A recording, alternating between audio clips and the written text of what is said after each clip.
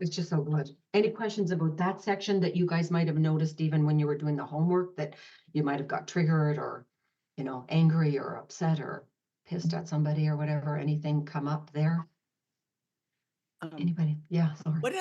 How do you approach that? How do you let go of, and to try to help yourself move forward? What are what do you try tactics? What I try to do is kind of what we talked about on Friday on the Zoom, where some of you guys were on the Zoom on Friday, that Friday Zoom that Nikisha creates, is what we were talking about is what I try to do is look at, okay, given that it's me, this piece here called Suzanne, everything is coming to me. I'm creating everything. I'm even creating the people around me, if you can imagine. So if I'm getting angry, as I brought them into my life, I brought everything everything that happens is over here. I'm the source of all of it. So given that, what did I learn from that situation? What was it that who I was being that attracted that person into my life that was, incompetent or was nasty or whatever? Got it. Okay. What's up with me right now? What level of energy am I at? Where am I in that? What does Abraham call it? That the scale? Just a second. Emotional guidance system. The emotional guidance system. Where am I? Am I at the friggin' bottom? Living in regrets, whatever. I got the whole thing here. If you guys don't have a copy, I'll send you a copy. But and then what I do is I try to move up that scale. It's like, okay, I got it. I'm here right now. I got it. Not a problem. But let's practice moving up 2 or 3 little slots over the next couple of weeks. I remember with Tamara Zook, also from Launching the Future and Flash Forward, Jerry, half you guys know her. Wait, Suzanne, when you were talking about the scale, is that like the scale of like the vibration of love, that kind of thing? It's starting like at the an bottom. Emotional scale? Yeah. Fear starts at fear and then goes up. Insecurity, jealousy, hatred, rage, revenge, anger, discouragement, blame, worry, doubt, disappointment, overwhelm, frustration, pessimism, boredom. And then I'm moving into the top section: contentment, satisfaction, hopefulness, optimism, positive expectations, enthusiasm, passion, joy, knowledge, whatever, all the stuff. Love. So yeah, trying to raise your emotional vibration. Yeah. On the thing. Okay. That's it. Tamara, a couple of years ago, quite a few years ago, was really down, really down the rabbit hole, could not pay the rent. That's how it was getting really bad in terms of her acting, callbacks and everything. For some reason, she was just going down that rabbit hole. And we didn't get a chance to work on coaching on what was causing it. We just said, let's just jump in. Let's just take the scale. Tamara, I said, just go move up 1 or no, move. Like I said, in the next 2 weeks, move up 2. That's all I said was move up 2 scale. Because if she was on, hatred and rage, for example, I said, just move up to anger. Just move up the scale by 2. Within 2 weeks, guys, and I'm not kidding. You've all probably have her phone number somewhere, is, she got a national commercial, which paid the rent and the car and the electricity for a year. Wow. A year. So, so what your law of attraction, is kind of like whatever you're putting out there, you're getting back. So that's what I do, Lauren, is I try to look at, okay, first I go down the rabbit hole like human beings, I'm human. And then I say, okay, I don't have 2 weeks or 10 years or 20 years to be down the rabbit hole. What do I need to do? How can I turn it around? Sometimes it takes a little longer than 10 seconds, but I try to get it to my 10-second upset thing. And then I say, okay, what can I learn from that? Given that I was, that this happened or that happened or whatever, what can I learn from that? What Suzanne, can I improve? I put a copy of the emotional guidance scale in the chat so people can download it. Thank you. Okay, guys, you got that? Maybe everybody's, with the chats, what I do is I cut and paste through, and then I keep putting them in Word throughout the things, when I'm on with like PGA or the group on Friday or whatever. Anyway, so I don't want to digress too much, but did that answer the question, Lauren? Okay. Okay, great. Okay, anybody else? Yeah. Yeah, it's interesting. What came up for me was that the whole completion exercise for me wasn't about people. I don't have a charge on people. Ah, Yeah. interesting. It was all on what I haven't completed that I wanted to complete. Got it. For myself. And it ends up being programs that I signed up for that were Right. technology programs that I just never got through, or I paid a lot of money for and only went halfway through, or the Right. disappointment in myself and the wanting to finish it. But then I just signed up for the next program instead of finishing the one I was already in. Got Yeah. it. And because the whole technology thing for me was where I wanted to expand, but it's just not my wheelhouse. Yeah. And that's good. So what you learned, even though there might have been a charge on it, oh my God, I'm not following through on this or not following through on that. But it's like, no, those things actually don't work for me because it's not my wheelhouse. And I'll just pay someone to do that technology aspect of it. Yeah. Period. Yeah. Or whatever. Yeah, got it. That was good, Barbara. Very Yeah. good. And then with people, the technique that I use a lot is, if you judge someone else, you spot it, you got it. And that's Yes. right. That's the work to do. Really good. I know. I hate that, but it's true. It's so damn true. Um, okay, great. So let's just look at a couple of the things then that take us down that rabbit hole. Nothing takes you down the rabbit hole faster than being incomplete. And there are things that keep us incomplete. And you guys have all done this class before. I'm not going to spend too much time. I'm just going to read a few paragraphs on this. Shoulds and hopes. That's probably one of the top ones. Two big things that are perpetually incomplete are shoulds and hopes. We focus on how we think things should be rather than the way that they are. We focus on the way we think things should be rather than the way that they are. If the way they are is different from how we think they should be, then we're immediately incomplete and go straight to fixing, changing, improving, denying, ignoring, and hoping. Not very powerful ways to be. That's probably humans 99.9% of the time, right? I mean, think about it. Wow. Shoulds indicate that there's something wrong with the way that it is. And then you stop dealing with things the way that they are and start dealing with things the way that they should be. Is that clear? And so you start dealing with the unreality and wonder why your reality doesn't improve. Okay, that agent didn't call me back. They didn't call me back. And I left a really good pitch. I'm just doing an example on the phone. And it's been 2 weeks and nothing. So what I do is I'll start making up all the reasons why, geez, do I have to go to a supplier to Hallmark to take it in for me? Maybe they just looked me up and I just don't have what it takes. They looked at my IMDb numbers and they're not great. Maybe I shouldn't even be doing Christmas movies. Maybe I should just stick to the stuff that I'm doing. Like, I can go on for an hour with all the excuses. And all the reality is they didn't call me back yet, period. Lauren, it's what you and I were talking about on Friday on the call, and what I promised to send to Lauren, and I could not find it, is there's the breakdown exercise from Landmark Education that has a sheet where you have to write down, kind of the facts, and then what the facts is on your way to a meeting, you get a flat tire and you'll make it mean 1,000 things. And all it is, it's a flat tire. And the other fact is, I don't know how to change that flat tire. Those are the only two facts. But I've got a whole list of all the things. Ending with, I never even should have moved to LA in the first place. Right? It's like, that's so crazy. We are when it comes to, creating all this stuff. So it shouldn't be like that, so the shoulds are very powerful and the hopes are very, very, very powerful and really take over. So anyways, yeah, so it's kind of the what our automatic listening is when it comes to this is, what's supposed to happen is they should have called me back.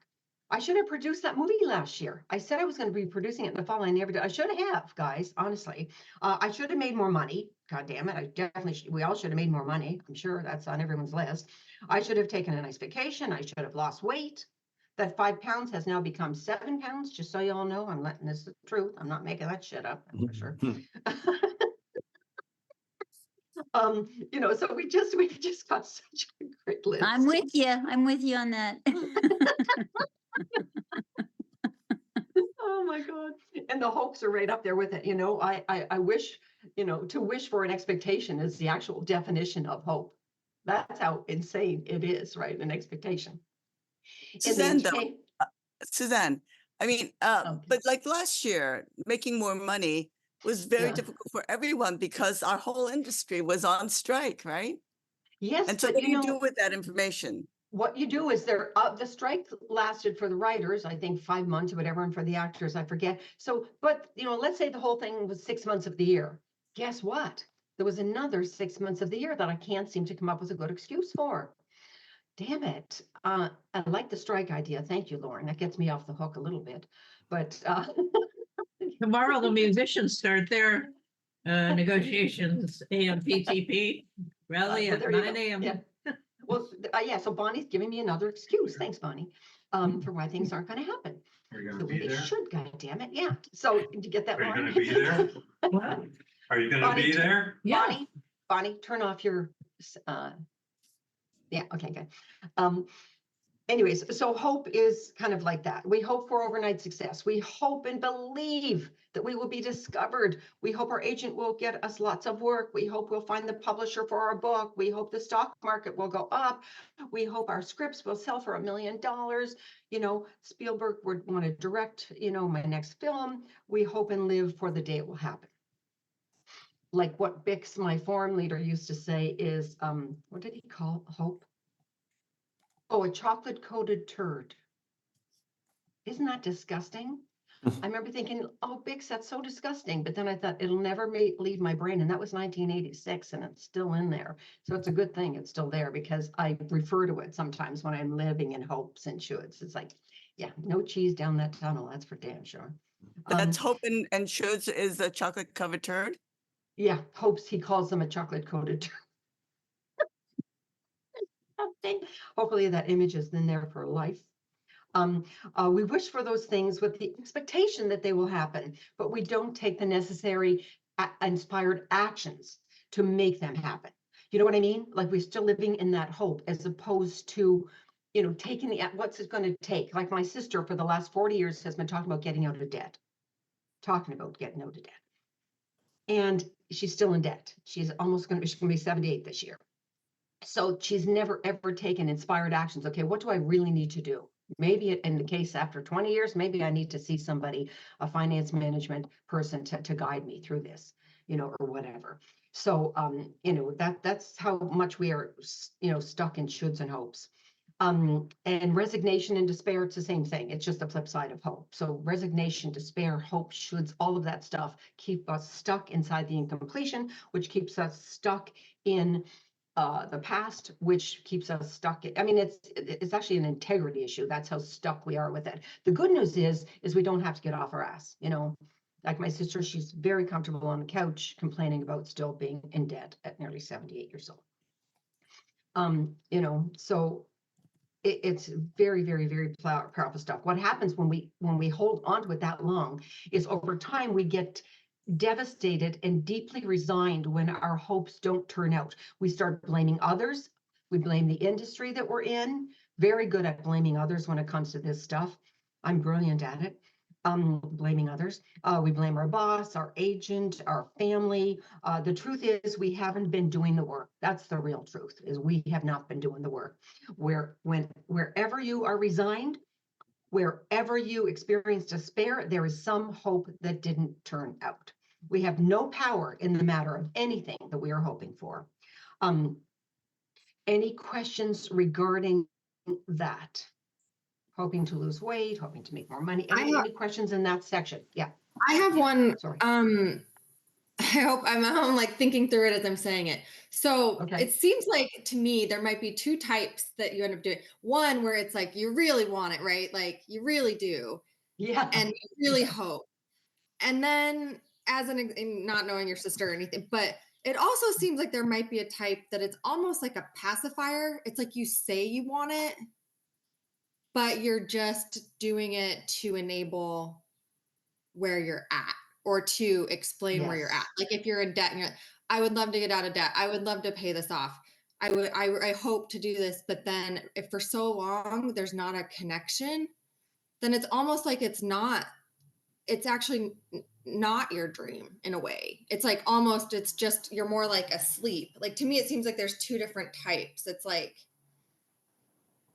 one is types- like just Mm. leaning into it and like using it as like a total blanket and like pacifier. And Mhm. like it might not even be that you do want to fully get out of debt. Like you do, but like it's like you're just No. saying it. Does that make Yeah. sense? And then the other type is like you really want to get this promotion, Right. you know, you really want to get this gig and Yeah. you really do. The trick is though, it's still your 100% responsibility. If you're, here's what I would say. If you're complaining about it, if you're telling that story that you just told more than once about whatever it was that, you know, let's for you specifically, if you tell that story more than once, if that complaint comes up more than once, it's all I'm giving you, just once to tell us that story, just once, then it's a racket. Then a racket means you're using it to get off the hook. Okay. So that's what you kind of want to face. Then it's like, oh, okay, got it. You know what? I don't actually give a shit. If I'm 78 and I'm still in debt, who the fuck cares? You know, I'm gonna head out soon up there, or who knows, but whatever. And you know, let my daughter worry about it. I'm thinking my sister's case kind of thing, right? So, you know, that could be the case where she just says, oh, fuck it, I don't care. But the fact that she's still complaining about it, that's what the annoying part is. That is when she's using it as an excuse. If she was just to shut up about it, like Jim tells me sometimes, if you just, you know, stop talking about it, it'll go away on its own. And then just at least do that part, then start taking the inspired action. Don't take inspired action, guys, if you're you can't take inspired action down the rabbit hole. You got to come back from the rabbit hole first, and that might take talking to somebody. That might mean hiring somebody like Barbara, you know, who's a phenomenal personal and business coach. Maybe it means doing that to really see what is going on with me that I can't seem to get that done. What is it about debt? You know, that it's really something that I'm so holding on to for dear life, or whatever it happens to be. You know, what is that? After that's why I wrote that blog on turning your weaknesses into strengths, because that's what life's all about, is expansion. That was my goal last year, was expansion. And it's amazing. But if you don't go there and really try to make it happen, then you're not taking inspired action. And I tell you, do not take action unless it is inspired, or it will be a waste of time. You can make 100 phone calls, you know, to get that job you want, 100 phone calls to get that job you want. But if who you are on the phone is somebody, I don't deserve it, from God knows what happened, you know, when you were 3 or some past life or whatever bullshit you've got going on to get yourself off the hook without addressing it, then those 100 calls are a waste of time. Whereas if you make one call for that job and you're taking inspired action, you're excited. For when I was teaching seminars in Philly and Nova Scotia, for Landmark, you had to have you had to call your coach before you were allowed on stage, like hours before. And any bullshit you had going on that day, I still pissed at my boss for doing this or that, you had to like clear it, get it out of the way. Just say it once and get it out of the way. So I'm, you know, just get the head clear. Then I might be tired. I might have come from a day of work, whatever. I drove all the way to Wilmington, Delaware from Philly, and I'm tired and I'm going to get in there, and I know half them haven't even done their goddamn homework, and I'm pissed already. So I go in the bathroom and I jump up and down like 10 times and get myself so excited and so high energy that then I go back and then I get on stage, and then great things would happen. But a lot of the time we don't address that. We just stay stuck in that should and that hope and that despair, and then we blame everybody for it. I mean, my sister, I probably has a list of people to blame for why she's in debt, you know. So I don't want to spend too much time in that, but that was Suzanne, great. can I ask a question? Yes. All right, and I'm almost embarrassed to ask this because this has been going on with me for so long, but I feel like it might be helpful. So, okay, talking about shoulds. So I should, you know, I teach a good comedy school. We have a comedy school and lots of students and lots of plaudits for that. But I should create an online course, and I should have done this for like 10 or 20 years now. And now you were just talking about inspired action. I should do it. I mean, there's no reason why I shouldn't do it, but I'm not lit up by it at all. I don't want to do it. So what do you do when you go, everything on paper says I should do this, but I am resistant to it.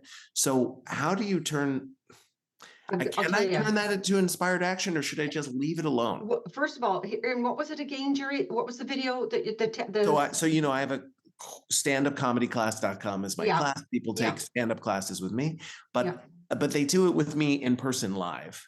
And it Yeah. would be really smart if I had a video course where I can just sleep and people can buy that course. Yeah. The doing of that is so intimidating to me. I guess I have a lot now that I'm talking about it out loud. I Yes, guess I have some stories We about. we all heard it while you were talking, actually. Go ahead. Everybody, right? Yeah. Yeah. I already made my Great. list. Yeah. This is same why I was plan. afraid to do this. Okay, but anyway, I guess in answering my own question there, I need to look at the stories I've got about my own stories around organization and follow through and stuff. That's probably what's stopping me. I'm going to give you an exercise to make it easier. Okay. Okay. And you could do and- Zoom classes, Zoom classes. I do Zoom No, classes, but those require me no, to teach. Yeah, no, This is I a know what you're video saying. pre-made That's video. why I wrote my book. I get the same thing. I didn't want to teach indie film producing anymore. Exactly. Right. Okay, so what you can go back, you certainly, hire Barbara and go back and do all of that too. I'm not saying don't do that. Yeah. I mean, she just saved my life more times than I can tell you. amazing. But there's also that exercise that might even put you in a better, even if you did hire Barbara, you might want to do this exercise just to put you in a higher energy level to hear what she's saying too, for example, right? Here's the exercise, and you guys have all done it before, and I forget about it all the time. We're not going to take time to do it right now, but I want you to get it. And let me just do one little bit for you, Jerry. Jerry, if or when, it's okay in this case, we'll just be soft about it. Create that video. Now, how long is it? 3-hour video or 2 hour? Oh no, like it would be a 10-week video course. It's a big project. It's like okay. yeah. Okay, got it. Okay, and maybe it doesn't have to be. Maybe it could be Right. 5 right. seminars. You know what I mean? You already kind of sounded a little daunting. Right. So let's say, when I create, if I create whatever you want to use, soft or not, this 10-week program, and then I can kind of make money while I'm sleeping, which is kind of fun. And not just that, but whatever. So Jerry, when that happens, when that is completed and it goes online, what could that make possible in your life that's not now possible? Oh man, yeah. Just give me one. Yeah, I mean, an entire income stream that would make me able to spend more time with my family and my wife, and Good. Nice. Okay, then what you do, then you take that where you're at now, spend more time with my family and, enjoy my life a lot more and have that financial income to be able to facilitate that. What would that make happen? What possibility is there? What's the possibility? What would that make happen? That's not, well, I can't remember how I worded the first one. I'm on my third cup of coffee. It's still not awake. What would that make possible? That's not yet possible. Sorry. Yeah, there's the sentence. I think potentially my son getting to spend even more time with me opens up a world for him that, there's a difference between I get to see my dad an hour a day or I might get to see my dad for 2 or 3 hours a day. Wow. There's a whole enrichment that happens there. Got it. And let's just do one more. And given that you're going to be spending more time with your son, what could that make possible that's not now possible? I mean, it sounds silly, but I just imagine his future as like maybe a filmmaker or whatever he dreams. I just feel like his future opens up in a brighter way because he's nourished in that way. Beautiful. Okay. Ordinarily, I would go out around 5 to 6 to 7 to 10 times. Wow. But we don't have time right now. But you take that one sentence. What could that make possible that's not yet possible? Okay. And you repeat it after everything, that last thing that you said. And then what we would even get into, what I would think, yes, definitely the sun thing and so on. But I think it would also provide, and I don't want to put words in your mouth, but also if I'm wanting to learn about stand-up comedy, you're making a contribution to me too. Yeah. To in the my world. self-expression, because if I feel confident enough to get up on that stage because of you providing for me, which I couldn't do live, and now I can do this online, this program of yours, I'm going to go and try it. I'm going to go to this, apply for this, whatever, stand-up comedy club. Right. And then I'll do it again. And then I'm feeling more confident in my own life, which gives me an opportunity to be more self-expressive and be able to create. My Right. God, and that's going to be just one person. And then that turns into 10 and 100 and 1,000 people around the world that I've touched their lives and impacted their lives in growth and expansion, which is so exciting. So what happens is, you're then going to be in a place where there's no Jerry left. At the end, if we were to take time and do that right now, Yeah. there would be no Jerry. ITEN, just a second. And so, commitment. Okay, here's the two circle talk. Okay, Mhm. there's no more Jerry. The identity doesn't exist anymore. There's no thoughts, feelings, moods, emotions, concerns, considerations are gone. Because you just flipped from that into commitment. It's all of a sudden what's important to me in life. My son making a contribution, then make a decision from there. And even when you're there, Jerry, you may say, you know what? It's okay. I don't still need to do that because there's other people out there doing it. Mm. And I can find other ways to spend time with my son. You may say still no, or you may say no. You know what? I really want to do that. I love that Right. idea of that extra money coming in. Yes, it might take me a month this year to do it. Like my book, I took a year and a half, just little bits at a time, Mhm. and then it was done. I had, so it just depends, but make the decision from possibility, not from identity.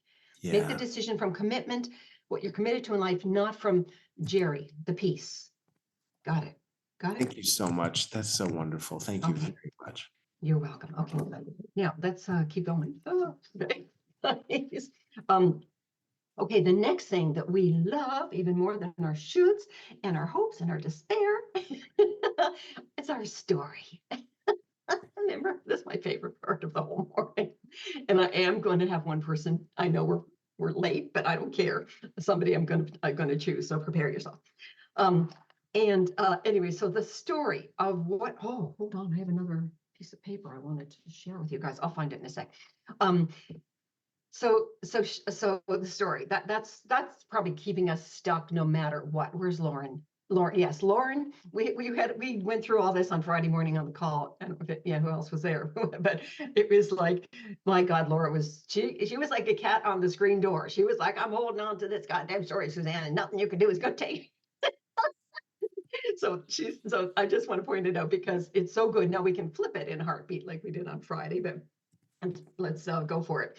To begin the process of completion, I invite you to let go of your own hopes and shoulds, obviously. Now, with the story, what's complete doesn't stick around. It disappears. What is incomplete sticks around. We think about it, we obsess about it, we are concerned about it, and we wrestle with it.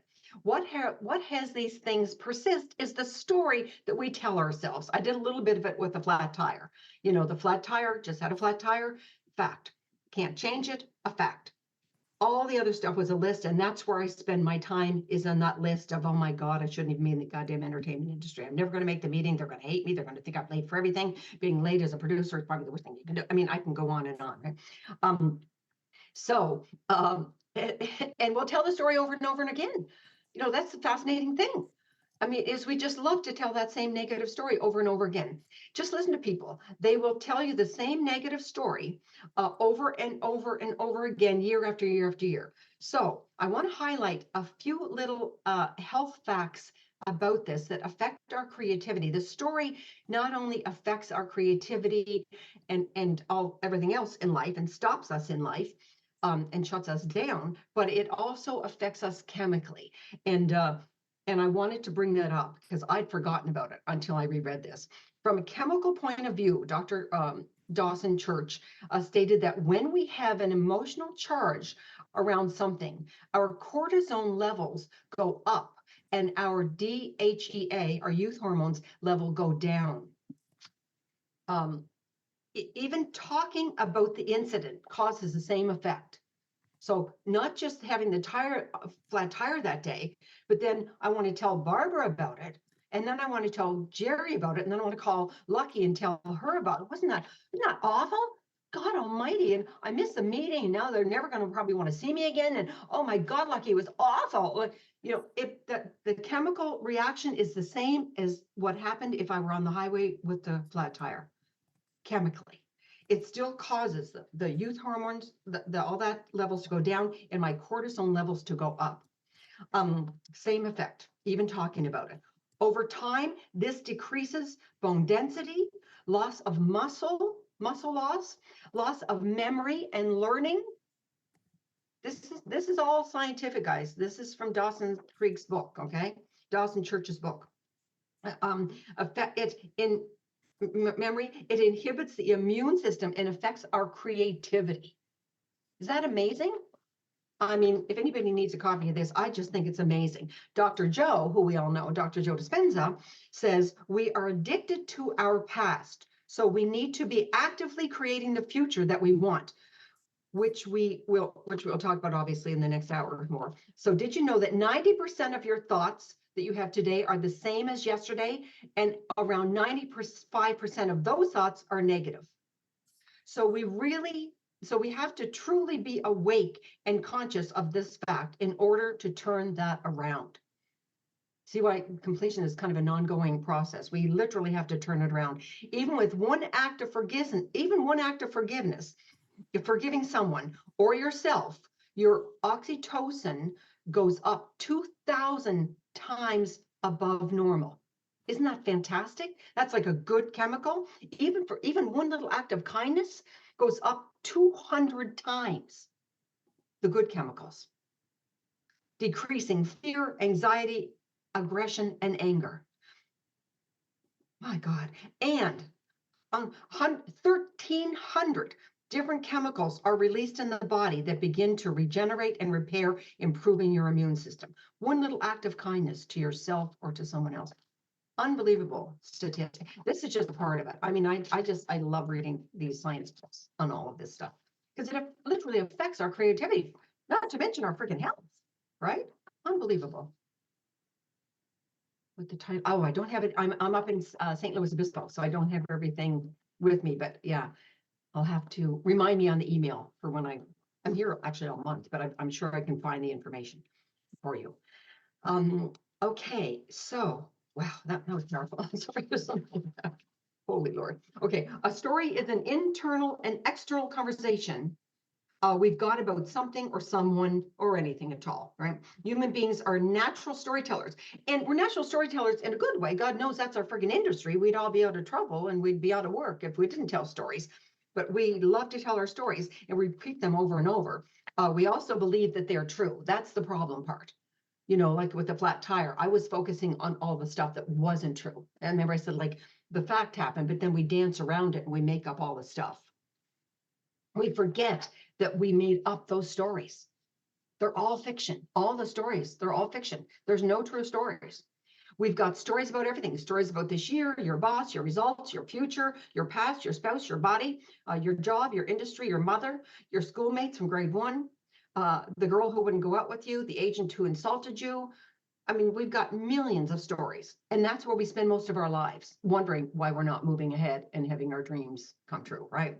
Most of what we are relating to in life isn't life at all. It's our story about it. It's the on reality again. Is that clear, guys? Yes? Everybody got that? When you are fully present, there's no story. Do you ever notice that when you're really present and really in your moment, there's no story? There's no story. When you're complete, there's no story. There's nothing wrong with stories. It's our medium, as I said. We'd be out of work without it. But you got to be careful with the story, that the dancing around the facts that we're doing all the time. And I'm not going to play the Martin Luther King thing. Usually at this time, we would play Martin Luther King. If since we don't have time today, please go and watch it again. We always watch it every January. And you've heard what it is. Remember about the woman whose son, she didn't want him to hear all the stories about Martin Luther King. And although, you know, all the sadness that goes with it. And then what Abraham Hicks did is she turned it into an empowering story about Abraham, telling the story in a way that's empowering, that empowered her son, not disempowered her son. So if you haven't seen it recently, you know, usually we show it because it's usually around this time of year too. Jerry, you haven't been on for a couple of years, and I don't know if you saw it. I started doing it and I can't remember when. But it's I haven't seen it magnificent. either. I Oh haven't my seen it God, either. April, it's just go and check Abraham Hicks dash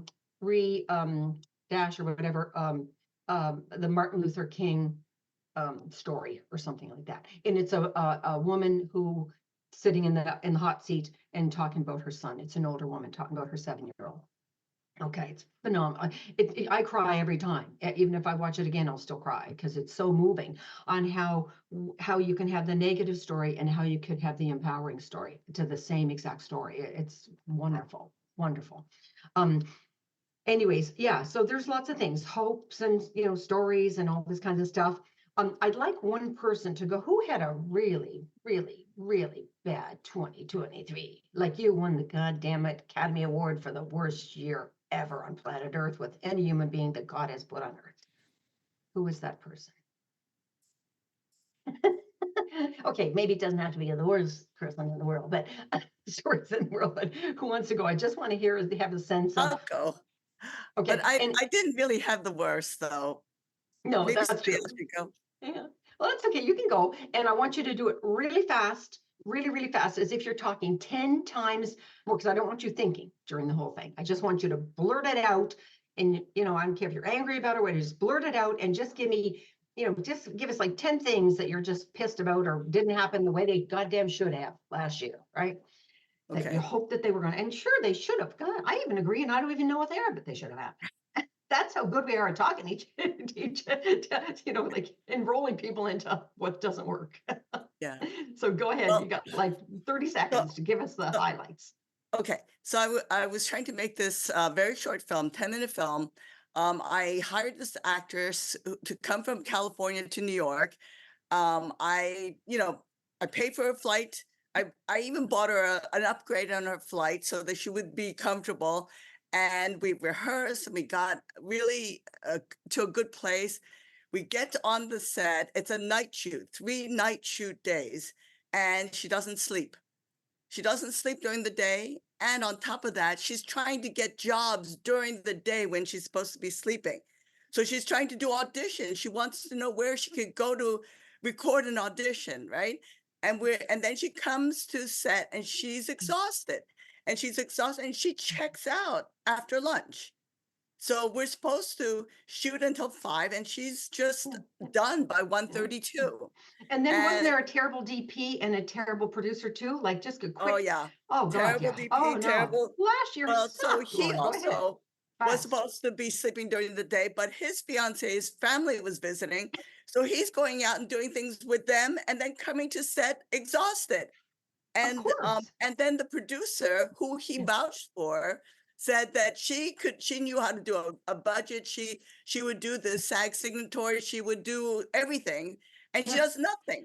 So no SAG signatory. So I had to take the SAG logo off my film. That my actors are in deep doo-doo because I said we've got the SAG signatory. And the producer doesn't send crew deal memos to everybody. And I was directing. I was working with my actors. Yeah, poor So I you. was watching over her. I hired her to do all this stuff. Right. She doesn't do any of that. Now I'm missing four deal memos. And if I were to sell this, it's not clear can't. that I could sell it. Yeah, no, you can't actually. So yeah. Oh, and this film has done really well.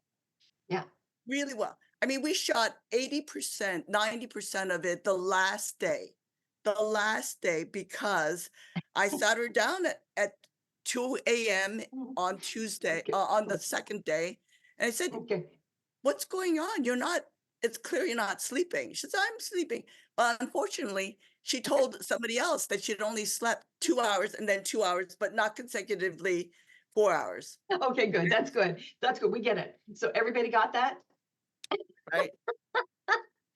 And we could actually see the cortisone levels going up and the other one, youth hormones going down and the immune system being altered. It's like, I mean, that's how passionate we are about holding on to that stuff and all the stuff that doesn't work and what they didn't do and they didn't do. And look what the result is.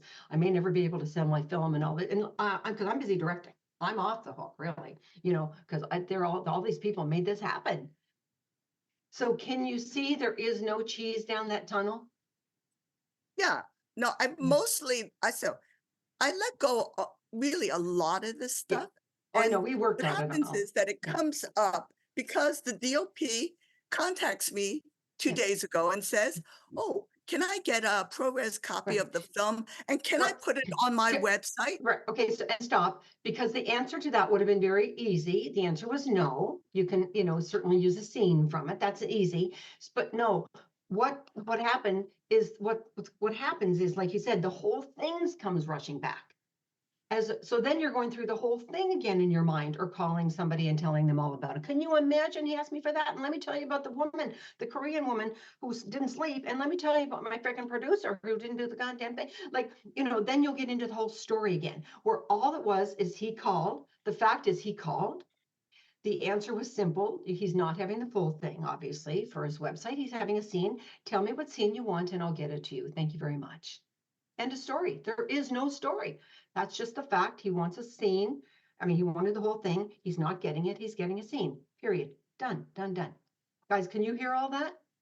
Can you Yeah. hear the difference? Okay, good. Yeah. Now, Lauren is not alone. How many billion of us on the planet, however many billion of us on the planet, do the exact same thing? I who've been teaching this, for God's sakes, 28 of the 30 years we've been doing it. I do the same thing. If there ain't no door, I'll build one to get out the back and avoid responsibility. So just be really kind of cautious of that. That was fantastic. Thank you, Lauren, for doing that. I appreciate that, because we all relate on a daily basis. We probably waste at least 12 of the 24 hours a day just there, Okay, good. That was perfect. I think that was really clear. Everybody's got that one. Any questions about that before we move? How are we doing? Yeah, okay. Before we move on, got 15 minutes. We're good? Okay, cool.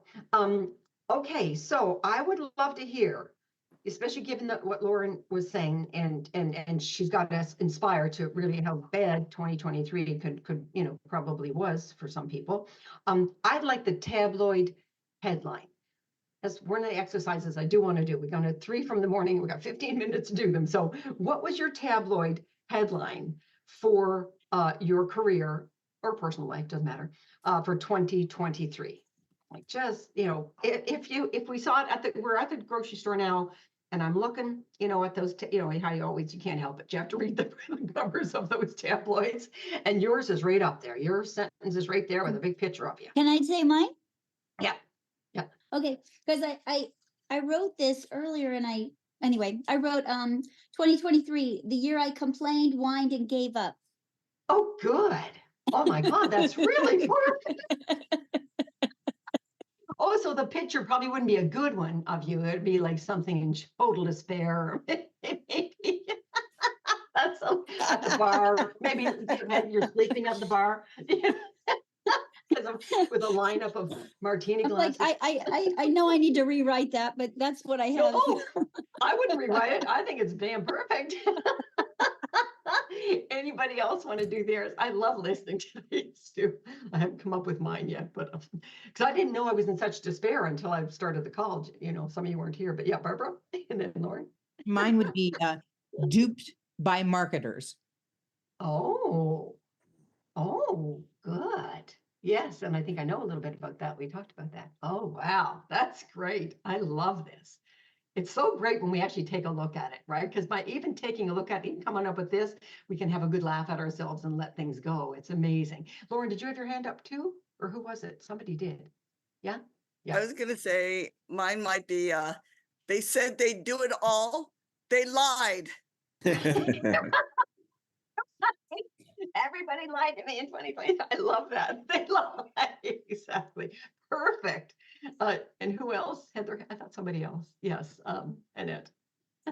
2023, the year I shot my film on high definition in January, got a gallery dealer in New York interested in it, and haven't done anything else on it.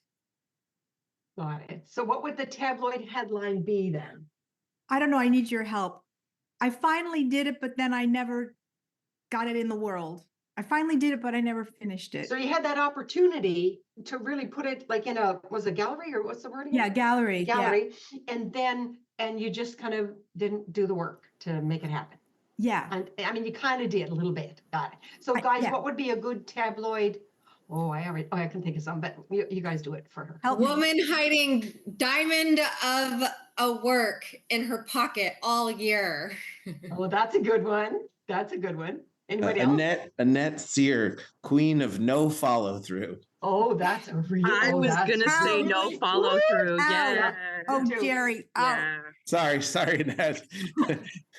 There's You did, but Jerry, Yeah. you did pronounce my name correctly, so thank you for that. my pleasure. Oh, that's so good. Yes, we probably should say have aspirin close by just in case. Or something stronger. Oh, that was good. Anybody else want to share theirs? And then we'll move on to the next exercise. Mine's good?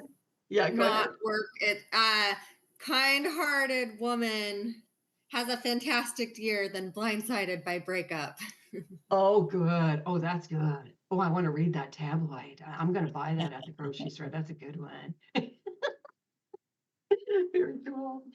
Very cool. Okay, good. So hopefully everybody has theirs. And that's the other thing too, is I think of the 14 of you guys, although there's some missing, it would be really great if we did a committed listener. I mean, you can obviously do a structure for fulfillment and have a bigger group, but I think it might be wise to partner. There's 14, so it's an even number to partner with somebody. You can choose whoever you want, or if you want us to do it for you, whatever. Just because we're not going to be doing the whole class, obviously, we just have till, I can think 11 o'clock. So there might be areas you might want to go, oh my God, I thought of this one afterwards and I just want to share. Let's say Jerry and Barbara were together and Jerry says, Barbara, do you have a minute? I just have to share a couple of things that I didn't get out that I really want to get out, or something like that. Just a committed listener. So we'll handle that towards the end. Let's remember to kind of make that happen. Okay, so the next section is the book, and I'm not going to really do a lot unless you guys have questions. So where did you get stopped? You had this homework, and you all did the homework. So is there any questions about where you got stopped? You know, like where you would look at your monthly statistics, and there was a place where you really got stopped. Annette, that might be something interesting for you to be looking at too, given you did get stopped. What is incomplete or unfinished in regard to all the things, obvious career, all of that? You know, what promises did you not keep? What regrets do you have when you guys did all this homework? These 3 pages, page 18, 19, 20, and 21 and 22, right? Yeah. So is there anything that came up for you that you have questions about, that you want to chat a wee bit about? And then we'll move on to the next, like actual exercise. But this is an important piece that you guys did yourselves, but I wanted to be here for you in case there was anything that you like, oh my God, Suzanne, you know what? I got stopped in March of last year and I don't know why. And I didn't follow through on anything after that. You know, was there something that happened in March that you noticed, like anything in that calendar when you were doing the homework that it's like, you know, like I think one year we talked about Judy Beecher, right? Where she stopped halfway through the year, but didn't even know why she stopped. She was just down the rabbit hole, didn't even know she was in the rabbit hole. Just didn't even go to any auditions, nothing. She just like blanked out on it, just lived life. And then when she started looking, when we went back, she realized, I said, we tried to figure out, and it took her a while to figure it out. This was when we were live, you know, when we had the bigger live classes, and she was standing up and she went, oh my God. And what turned out, a director had been really rude to her, really rude during an audition in June or whatever it was of that year. And nothing happened after that. And she didn't even know why until she went back and caught it. And oh my God. So the good news is, will it happen again? It could. A director may be rude to her in the, you know, but she's not going to lose 6 months of her career because because then she'll be more conscious of it. So that's why it's good sometimes to catch those things, to look at that. Where did I get stopped this year? Like in Annette's case, maybe it's what was happening with that follow through? What was that? Maybe she wants to do the possibility exercise of, you know what, 2024 is not going to be like that. I'm going to do the exercise she just did with Jerry to make sure, even every Monday, I'm going to do it every Monday morning, just to make sure am I going to follow through? Or is it something I want to let go of? Maybe I don't want it in the gallery. It's not, I don't feel complete with it. Maybe it's 2024. Yeah. Whatever. Can you repeat that sentence of what you said? It was, what would that make possible? Yes. Yeah. If you did that in your life, if when that gets in the gallery, you know, when her work gets in the gallery, what could that make possible that's not yet possible in my life? Okay. Okay. And then whatever that thing that she says, then you take that sentence and do it again. And then whatever that sentence is and do it again, kind of like what Jerry was doing. But that's just, Yeah, because I noticed like I can't pinpoint the thing, okay. but I know who I got stuck with and I know what I need to do. And so thank you. Oh, good. Oh, good, good. All right. Oh, wow. So even if it's that's a breakthrough in itself. Anybody else have any questions regarding those 4 extremely important pages? If anybody hasn't done it, please do, because this is really the crux. Those 4 pages, 1, 2, 3, 4, 5 pages are kind of the basis for completing of the whole morning, if we had the whole morning together. Because it's really important to look at, where did I get stuff? Do I have regrets? Are there promises that I made that I didn't keep? I know for sure there are for me, Yes, I have some regrets. Yes, there's unfinished business. Yes, I need to, but it's so important to write, even if you just write it out, just like April said, just in the writing it out. And then she looked back and go, oh my God, I'm still, incomplete about that person. I want to go back and look at that and see, maybe there is a forgiveness thing. Hell, we should do forgiveness now just for health purposes. Nah, it's going to need like counseling or something. Just for that, was it 200 in the oxy, what's the word called? Tocin in your body or whatever? Just for that. Yeah, so is there anybody I need to forgive? Is there any of that stuff? Anything that's totally unfinished, And it doesn't mean you have to take actions, guys. Remember on the right-hand side, it said what act I could call and, apologize, or I could finish I could call the gallery person back and say, I'd love to put my work in there in the gallery in 2024 or whatever that is. You can either do it or not. That part's up to you. But the action part is definitely up to you. So please don't feel that you need to. In fact, that person you're upset with might not be living anymore. Maybe it's writing a letter to that person, and just knowing that you're complete in what you wanted to say to that person or whatever. So very important 5 pages. So please, if there's any questions about that now, do let me know. I usually don't share this much in these, but I'm just, for some reason, like you this year, there's things are hitting me hard. Yeah, And I have a situation in which my best friend from age, 5 or 6, 7, 8, just kind of ghosted me. He just ghosted. It ghosted me and then got married. I had to find out from someone else. And there's no reason. There was no incident. Oh. This is my best friend for 40 years, and he just disappeared. And, it was a somewhat complicated friendship. So, I'm hesitant to try to reach out because I feel like if I do reach out and try and resolve this, and it's been going on for a few years, then he might zing me with something even worse, because I think he's ultimately kind of a problematic person, but it still hurts so much. And it's so hard when you've had a best friend, because so many things will remind me of him. You know what I mean? Like Yeah. a song, a food, or this, that. That's good. How do you, I've tried every mental gymnastic I can, but I just am having such a hard time letting go. On one hand, I could try for direct communication to resolve. Yes. Something tells me that could lead to even more hurt. I can try and do what I'm doing, which is just try to continuously let go and say, this is what's meant to be. Does anyone have any other? No, it's kind of easy. I don't have my phone with me, but you press some buttons Yeah. and then you put it up to your ear. Yeah. And try that. Remember Jim Pasternak when Jim back in the 90s? I don't know who all was in the class with Jim. I think he passed away a couple of years ago, but just that wonderful director. And he had the exact same thing. It wasn't 40 years, it was 5 years. Mm-hmm. Where something had happened on set and the person had ghosted them, kind of thing. Yeah. This is even before ghosting, Yeah. and never heard from him. And he made up the most amazing stories for us, that sounded really true. He just made up great shit that day. And then we said, it was flash forward, so you had to call the person that night, obviously, right? Or Monday morning or whatever. And the guy didn't know what argument that he was even talking about.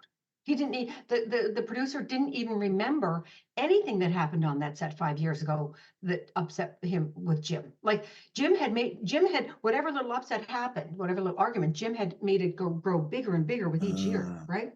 Turned out there was nothing. The producer said, what are you talking about? Like, no, I just been busy. Like, you go off in your direction, it's like that. So I would at least try, because it may not be anything. And Jerry, here's the weird thing.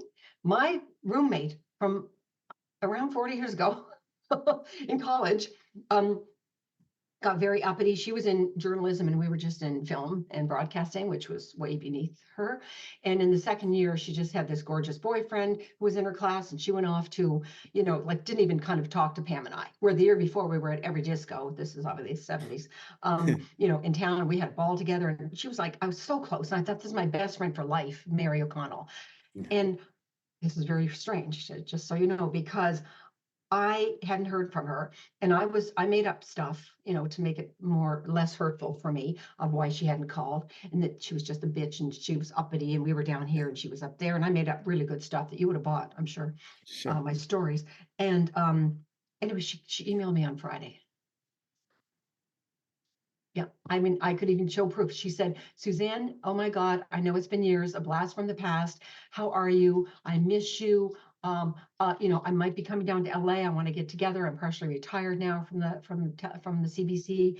And it was the most beautiful email you've ever seen, Jerry. Wow. I had made so much stuff, and I've told people why, she hates me, and, that Pam and I weren't good enough for her and all this stuff. Yeah. Unbelievable. Wow. Unbelievable. And I emailed her back, and then she emailed back even more excited. Oh, you emailed back so excited. I can't believe I'm actually going to see you. Like most beautiful email ever. Like we'd still been best friends for the last 40 years. Mary O'Connell. I remember seeing it and thinking, I know that name. What? It was like an email. It was an email. And I pressed on it thinking, no. And there it was. Wow. I'd send it to you. It's unbelievable. So we don't know. We love to make shit up as human beings. Mhm. In fact, we love making people wrong, period. People would rather be right than have relationships. People would rather be right. People would rather die being right.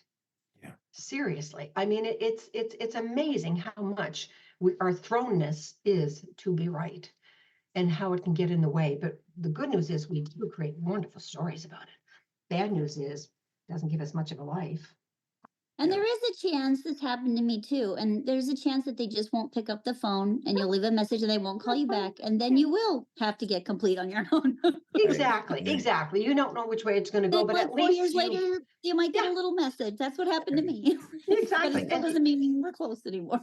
Right. I mean, at least you've got that completion, and that you took that action that you wanted to take, sort of thing, period.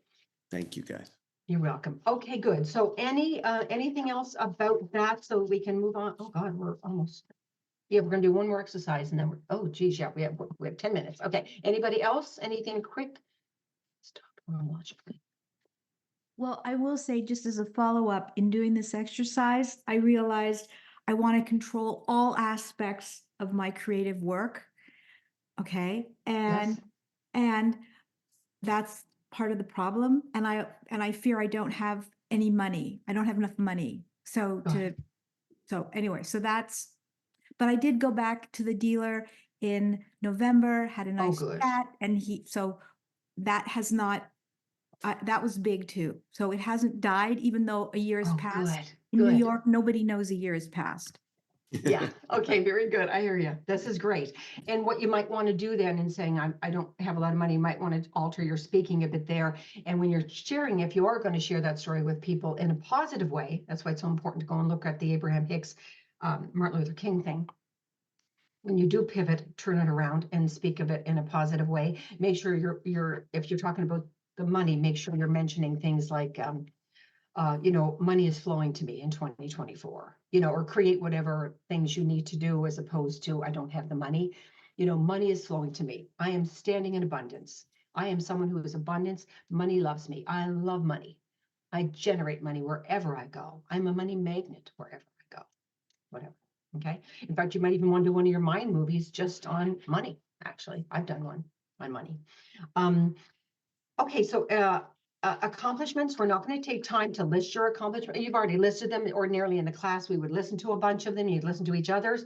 But when it comes to your committed listener, at the end of this, when we put you guys in committed listening teams for the next couple of weeks, that way you can share those accomplishments. Very important to share that list with people. Okay, we so seldom share it. In fact, we do the opposite. We do the opposite of acknowledge of talking about those accomplishments. We don't tell people about those accomplishments. In fact, I know with one of my sisters, that's why God gave me 5 sisters, just so I could teach this class, because I've got so much ammunition here. Is with Barb, let's go from the oldest now to the youngest girl, is we only get to hear what's not working from her. Only get to hear. Like, I didn't even know my godchild Molly, her middle child, was engaged until I heard it from like my brother or something. You know what I mean? Who happened to be there in Ottawa at the time. So we only get to hear all the bad stuff. So a lot of times we're very bad at writing down those accomplishments. So important to write down those accomplishments. I promise you. So if you haven't done it, do you think it's because we're, especially as women, we're told not to brag? That's right. Not to be so uppity about ourselves. Exactly. It's part of our culture, not all cultures, but most cultures. I think, North America, definitely, Canada, definitely. We're very quiet. Barb can tell you, just be polite, don't talk too loudly, don't laugh too loudly, don't, if someone else is talking, don't interfere, like whatever. So yeah, it's really about, our parents just fucked up. That's all. The bottom line is they said, don't brag. You should said, yeah, really, I just, won the track meet at school. I'm going to tell everybody. I'm going to go to the bus stop and tell everybody, and I don't even take the goddamn bus. So there, so just change the word. If the word brag is not a good word for you because it initiates your mom saying, don't do that, then create another word that I'm going to share my wonderful accomplishments with people. When you do, it raises the bar for everybody. When you speak it in such a way, you're right. There are some people that it sounds like a brag, like they're insecure and they need to say, oh, I did this and I did that. You know when someone's bragging versus when someone is sharing their accomplishments in an authentic way, right? Okay, acknowledgement, and then we'll move on to the balloon section. But the acknowledgement, where did that go? Just a second. Acknowledging people. Okay, that's another really tough one, right? For us as in terms of accomplishments, just go back and watch kids too, because they have no problem. The 5-year-old come home from school, Mommy, look what I did today. Look at the painting. Look what I did today. Oh my God, they're so excited. They tell you everything good that they did. So just start being like that. Like, start going back and being like a child again, Totally, so important. And then it gives other people permission to tell you theirs, It's wonderful. It creates joy, satisfaction, pleasure, and celebration. Celebration of who you are. You're put on this planet to share with people. You're here to contribute. That's number one over survival is contribution. From a study, literally a study that was done, contributing is more important than anything. And that's one way you can support people is, if I made it happen, damn it, you could. Jerry, I wrote a goddamn book, and produced 6 2-hour webinars during the recession, and 25 blogs, and 130 videos. Oof. And I don't know shit about any of it in terms of the technology. I was like, Barbara, I had to hire somebody to help me. So, if that's, I'm hoping to inspire you, not like, oh, wow, look what I did, Jerry, and you can't do it. It's kind of like, we can make these things happen. Maybe you have to break it down into little pieces like I did over those 2 years of the recession, but I made it fun. I wrote my book at Lucy's that, it's now Foreman's in Toluca Lake. And Mo's in Toluca Lake. I never hardly wrote, and then the rest of it I wrote on a cruise. I said to Jim, I need a cruise to finish the book. And I stayed up in the, whatever that nest is, something nest on the top of the ship. Crow's nest. Crow's nest, and finished it there. It's kind of like I needed to, it wasn't easy, I'm not saying, but I broke it all into little tiny pieces, So accomplishments, so important. Declaration. Oh God, I forgot.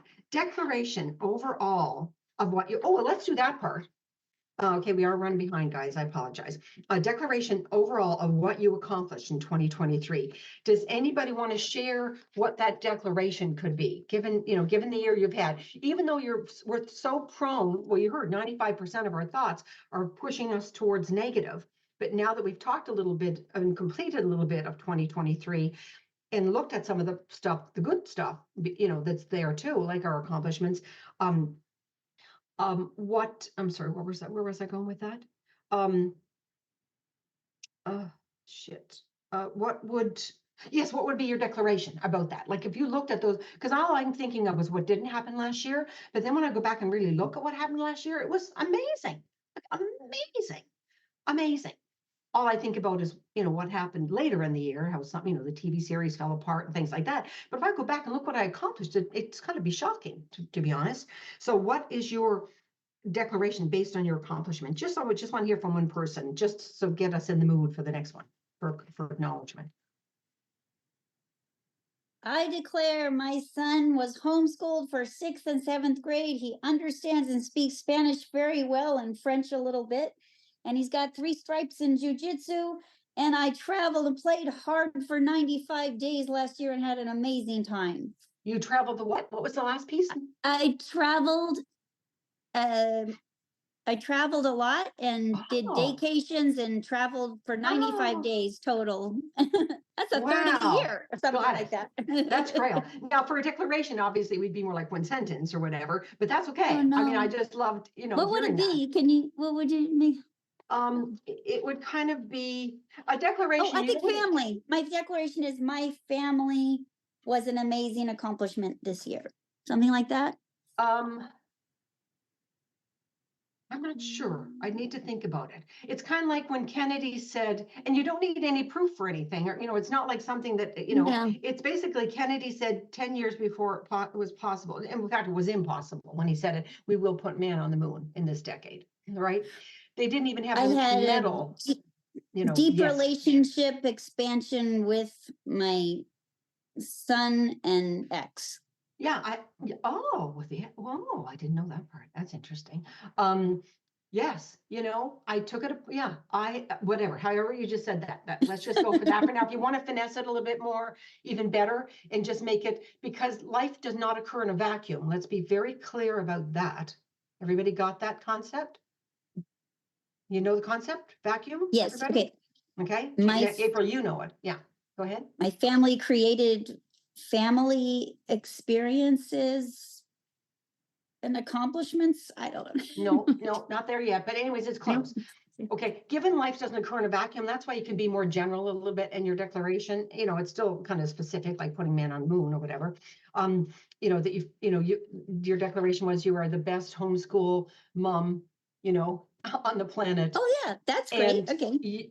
And I don't know how you'd work the forgiveness, into your ex or whatever, but maybe there's another. No, it was about travel. We traveled like 95 days with the ex, a lot of and it. Became a honestly, travel. I have to give it, it's all, due to him, Got it. And and it became a travel, guru or whatever. I don't know, but just play around with I continued being a travel guru with my ex. Okay. Yeah, with my ex. Sure, there it is. That says it all. And in terms of the vacuum, it means, like, for example, if someone is being stingy, your neighbor or whatever is stingy, is being really stingy, then all you have to do is really feel badly for his family and his wife too, because it's not just stingy with you in terms of, you needed to borrow the car in an emergency. It's stingy.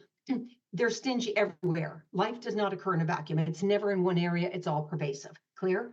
So that's what you kind of want to be maybe just looking at a little bit too, is something that's, all pervasive. I mean, in a good way from last year. What's that declaration? In a good way or a bad way? No, in a good way. No, it's a declaration of the positive thing, but I'm just saying it probably, whatever it was, it impacted your whole year. Just like we're going to do the theme in a few minutes, it kind of impacts the year, that kind of thing.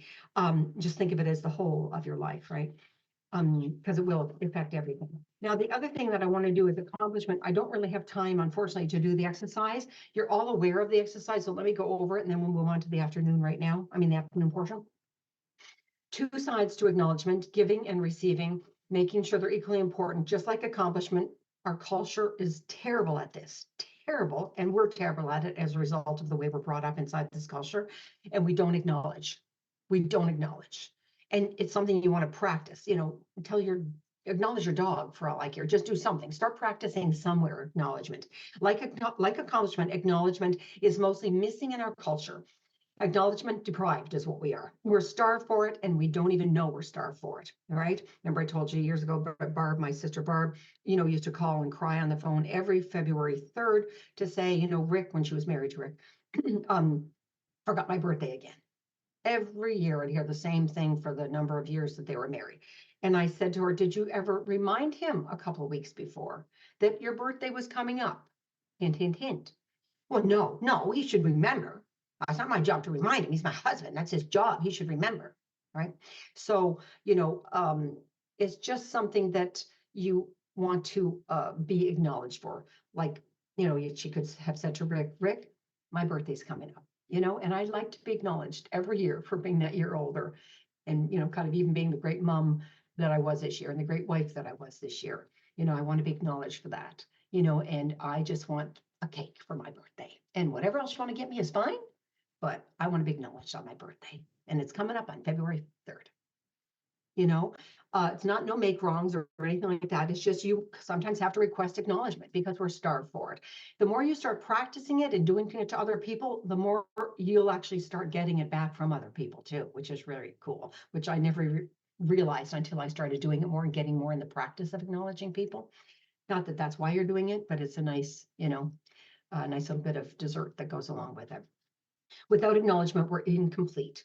Even for the smallest, pettiest things, we are embarrassed to need acknowledgement for it, but it makes all the difference in the world. Okay. I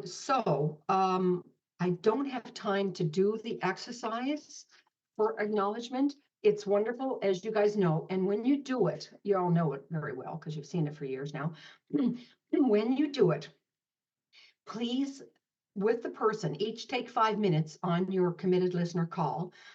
Take 5 minutes each or more, whatever you guys want to do. It's up to you. And please go through it with asking the person, who do you want to be acknowledged by? So when they start chatting, let's say Alexander and April are on the phone together, or Zoom, even better, Zoom. And Alexander says, maybe somebody who's passed away, maybe it's some loved one who's passed away, but I want to be acknowledged by that person because that boss of mine, we never really hit it off. And there was some stuff there that I never got to say to him of all the great things he did teach me. I only focused on the stuff that I'm angry about with him or whatever. So whatever that is. So as she's sharing a little bit about who that person is going to be, then you become that person. You become that her boss who's maybe passed away or not or whatever. And then I want you to listen to her when she shares a little bit about that person, what was kind of missing in that, and why she wants to acknowledge that person. Because there she shares about that. And if you need to write a little bit of it down, do so. Because you want to share that back to her. You want to say back what she said.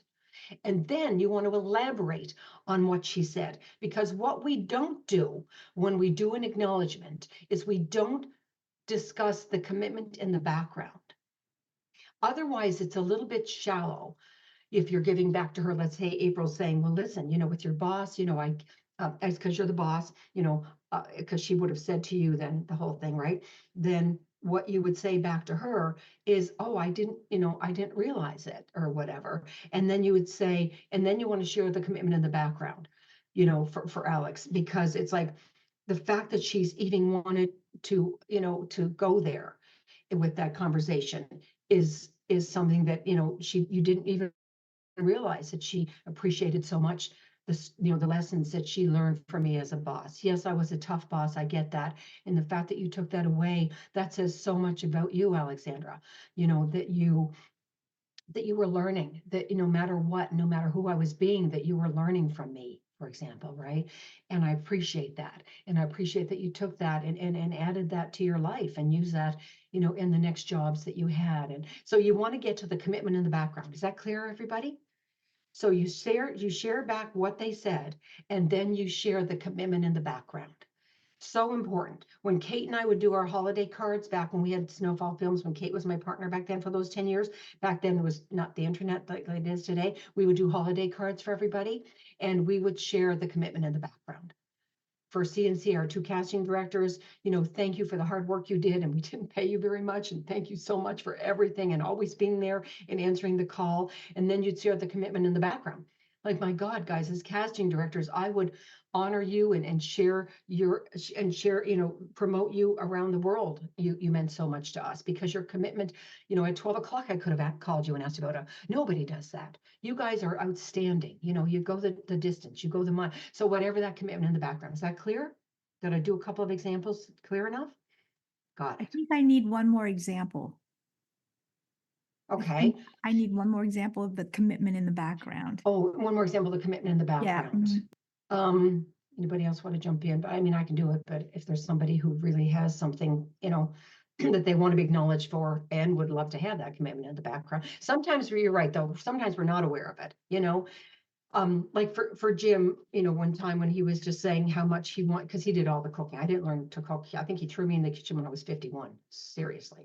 First time ever. He made me, I didn't know where anything was. It was so terrifying. But anyways, but I would be not conscious, of eating. Well, I'm eating because I'm thinking, did I take the, clothes out of the dryer? I just my unconscious self, 90% of the time. And so he finally, was saying he wanted to be acknowledged for being the chef in the house and really taking it seriously and creating, new dishes with flavor and spices and all kinds of wonderful things that he could provide, and even healthy kind of foods, getting into the green juices and the wheatgrass and all that kinds of stuff, right? So let's say I'm acknowledging him back and I'm saying, oh, honey, you know what? You're right. I'm unconscious during this dinner. I apologize. I was thinking about the clothes in the dryer.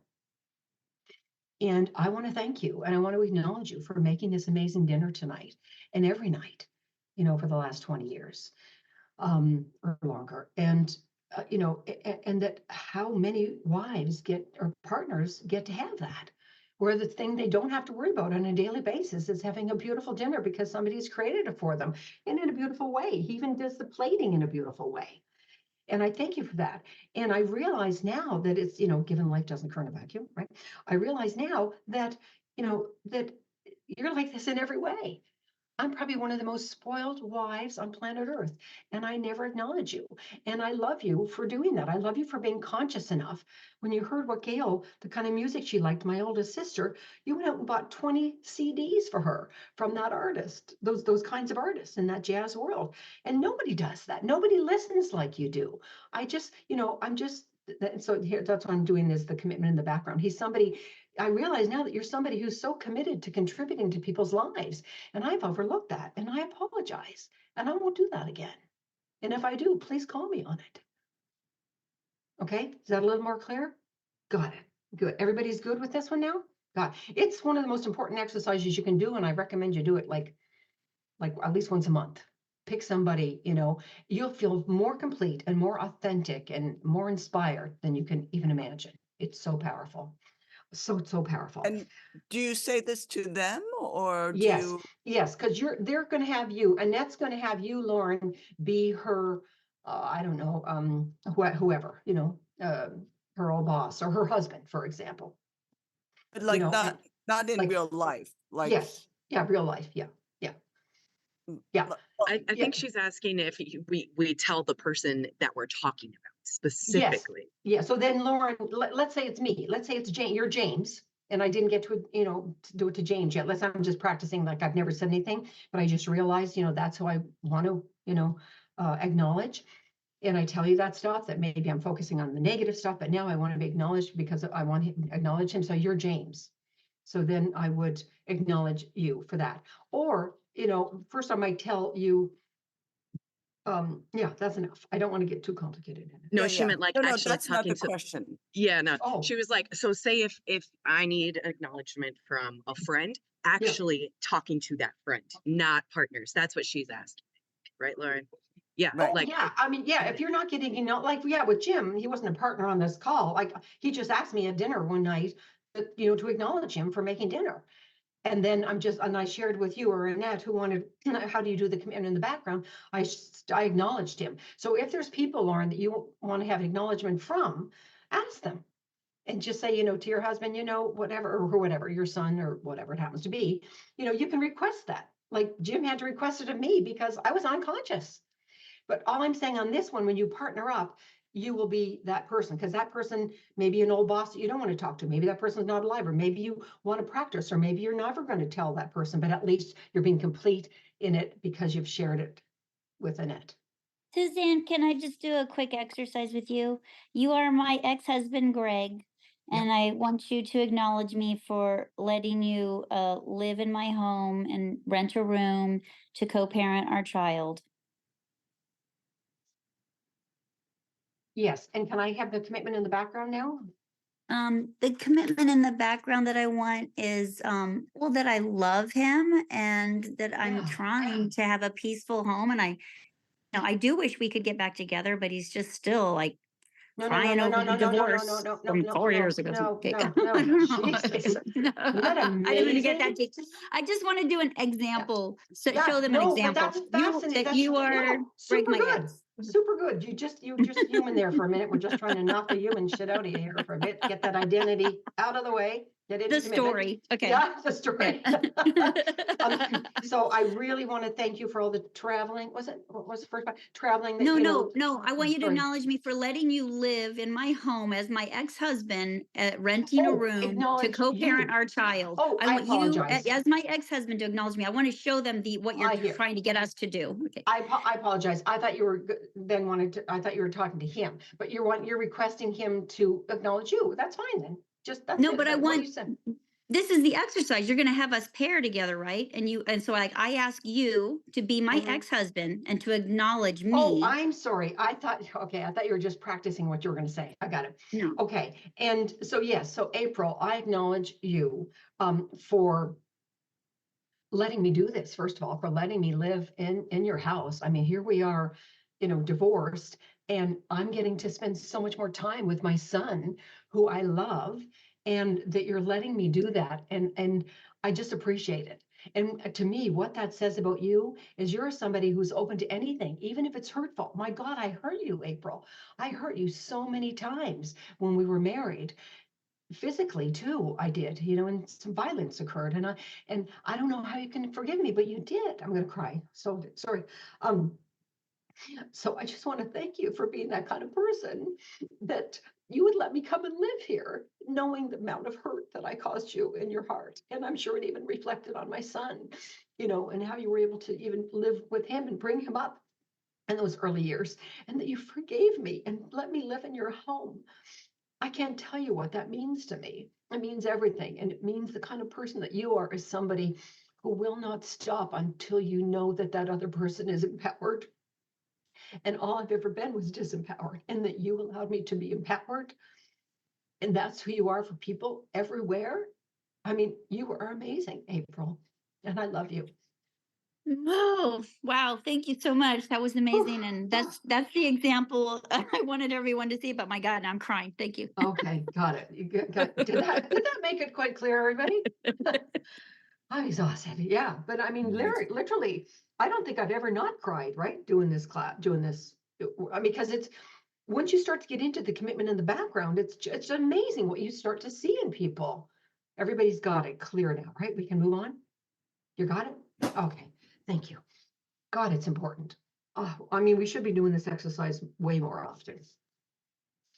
Maybe on Nikisha's calls, maybe we choose a person each week or something, Anyways, whew.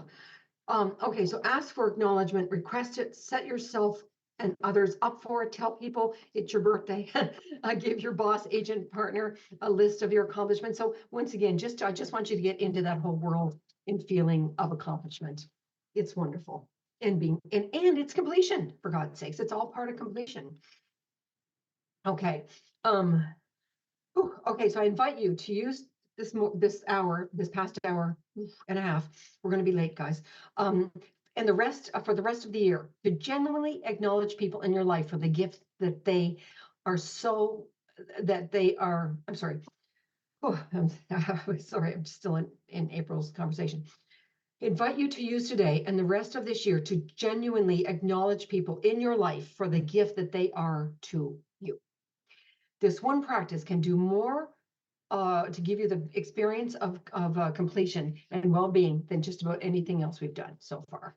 So what I want to just do now is take your balloons or your piece of paper and just write down if you're holding on to any little thing else, any other little thing, write it on that balloon or on that piece of paper. And then we're going to either crumple up the piece of paper and we'll throw it up in the air in 10 seconds, or we're going to thrust the balloon in 10 seconds. But give yourselves a minute now. And then we'll jump into the afternoon. Oh my God.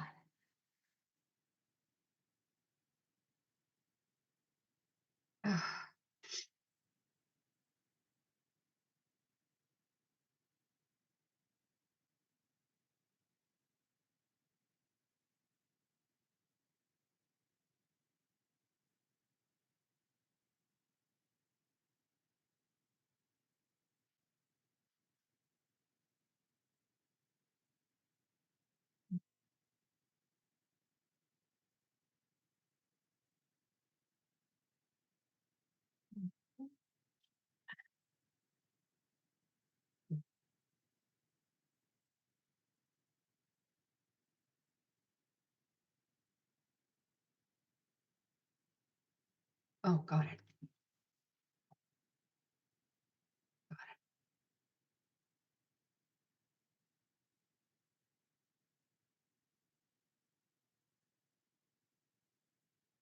Okay, 30 seconds.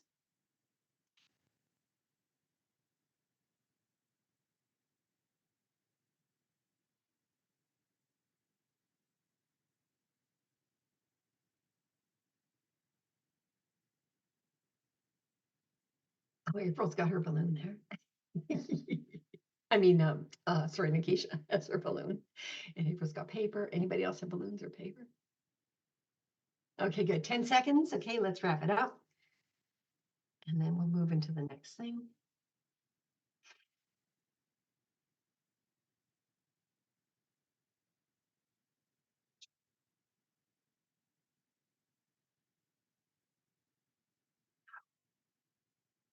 Okay, guys. All right. Like, finish up. I know Jerry and Annette and Lucky and Lauren are still going. Okay. April, you okay?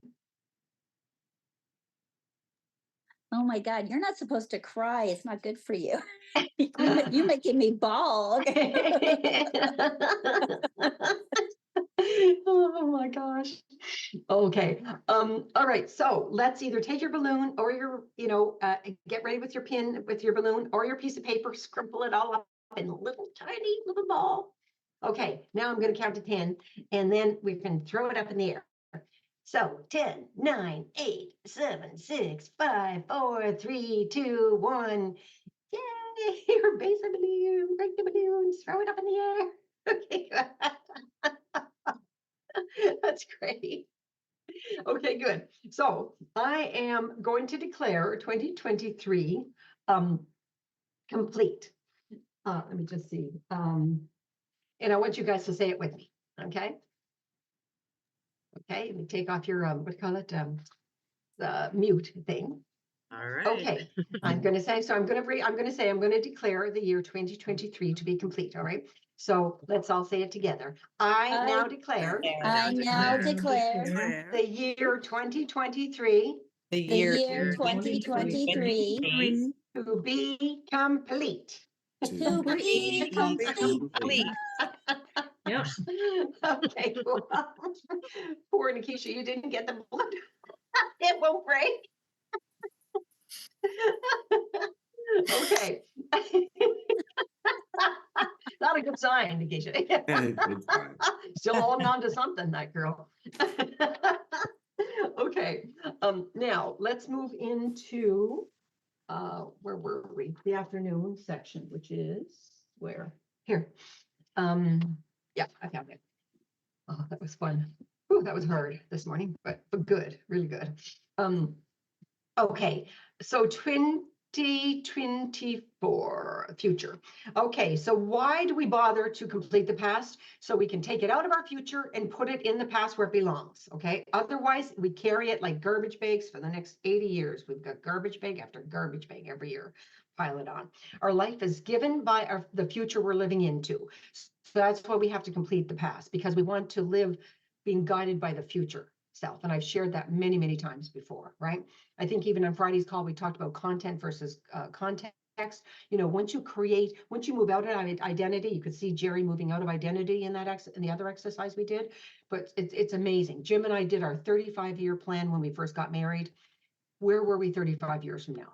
Very difficult, but we lived inside that context of who we are as an example for what relationship and marriage could be on the planet.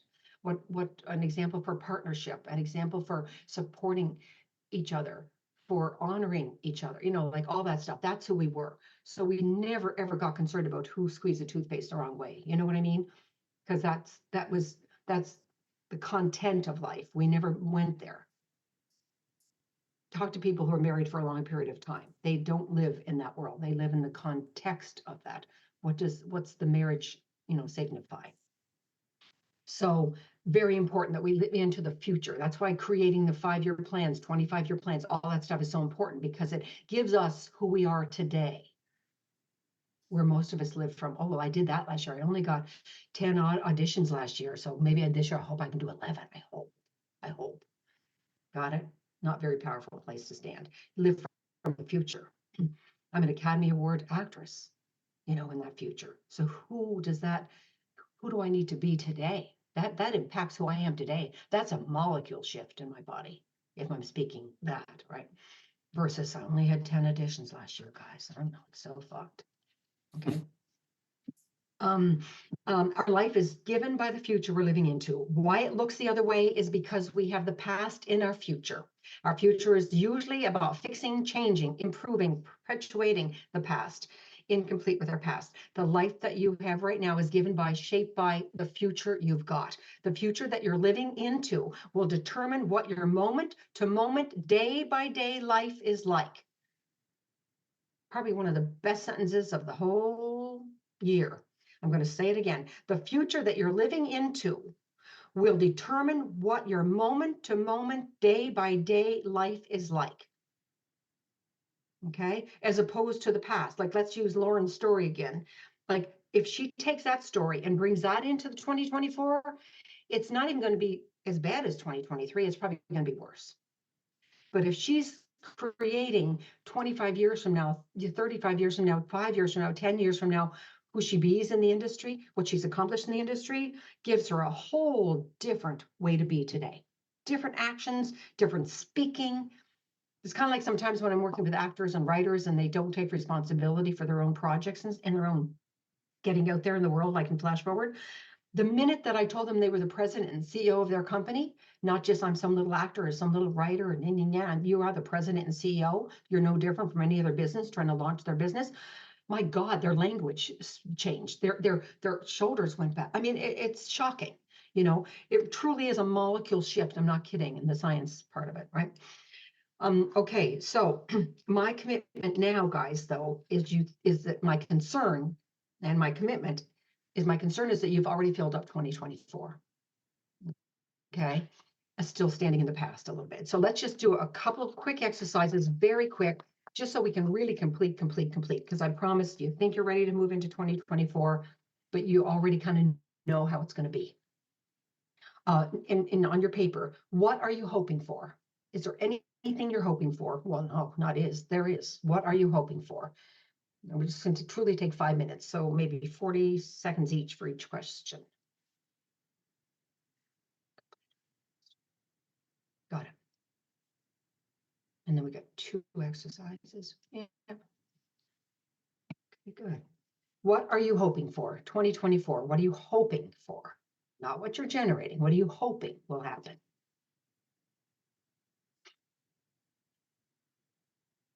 What is your fantasy for the year?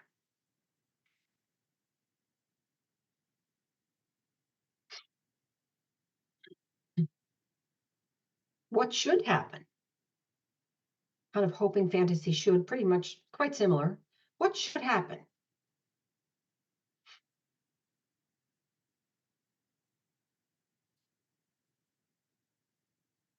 What should happen? Because for Lauren, sorry, Lauren, I'm just going to keep using your story. For Lauren, it could be like, you know, I should get a better DP this year. Gosh darn it. And I should get a producer, but she'd be saying it from based on the past. You hear that's why the shoulds are still following us into 2024. So I just want to make sure you're super complete because I promise you've dragged a little bit into this already. What are you already resigned about? You know, who the hell am I to think I'm going to have a TV series? Sure, I've done 14 films, but man, I don't know how to do television. No one's going to listen to me. Am I going to get a deal? Really? Come on. Like I'm already, it's not going to happen. You know, I want to do a movie, you know, that's 10 million. Forget about it. I haven't done a movie that's 10 million in, you know, 20 years.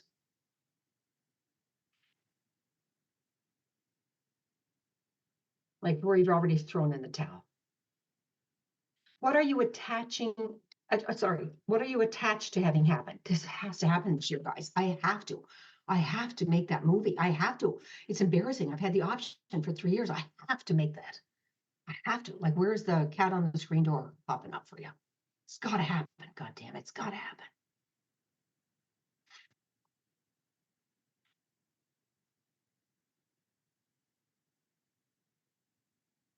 What have you already decided about the year? Oh yeah, my goals, Suzanne. I've got my goals written out and I got my plans. I'm ready. I'm ready for the year. But I promise you, 80% of that is based on what should happen, the hopes for the year, what's you're resigned about, where you've thrown in the towel, what has got to happen, cat in a screen door. What have you already decided?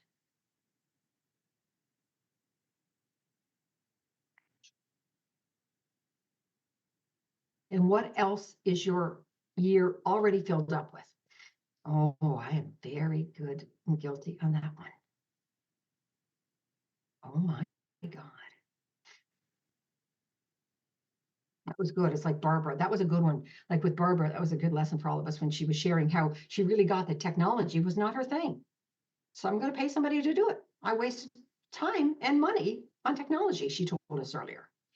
So that could have been last year, you know, could have been already filled up. Like, oh yeah, I want to learn the whole technology thing. Like she already filled up the year without going, really? I did the same thing. I spent $6,000 one time on taking a class years ago.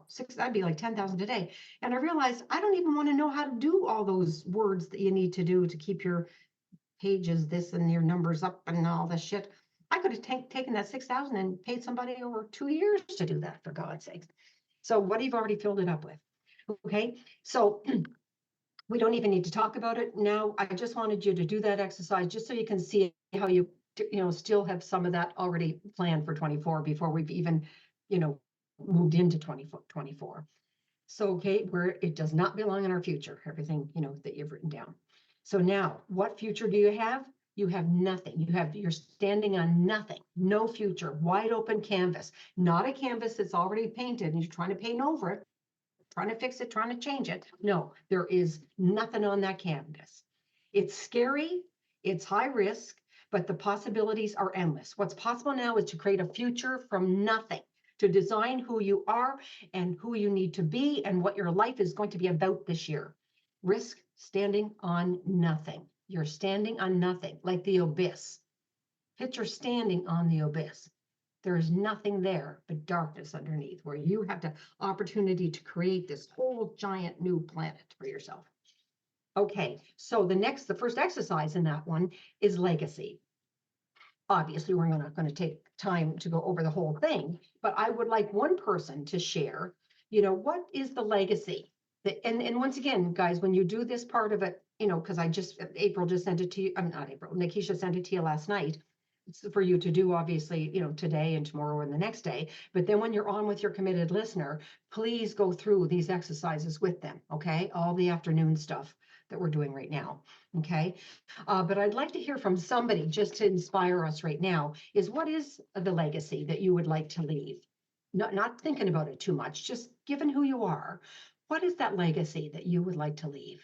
I know I'm putting you on the spot, but just you know, without thinking about it, who would like to go of what would you like to leave the planet with? Personally, career-wise, whatever you want to choose, don't care. It's all good stuff. I want to hear, just even if it's 3 or 4 or 5 things. What's that legacy? How's our world going to be different and better because you were here?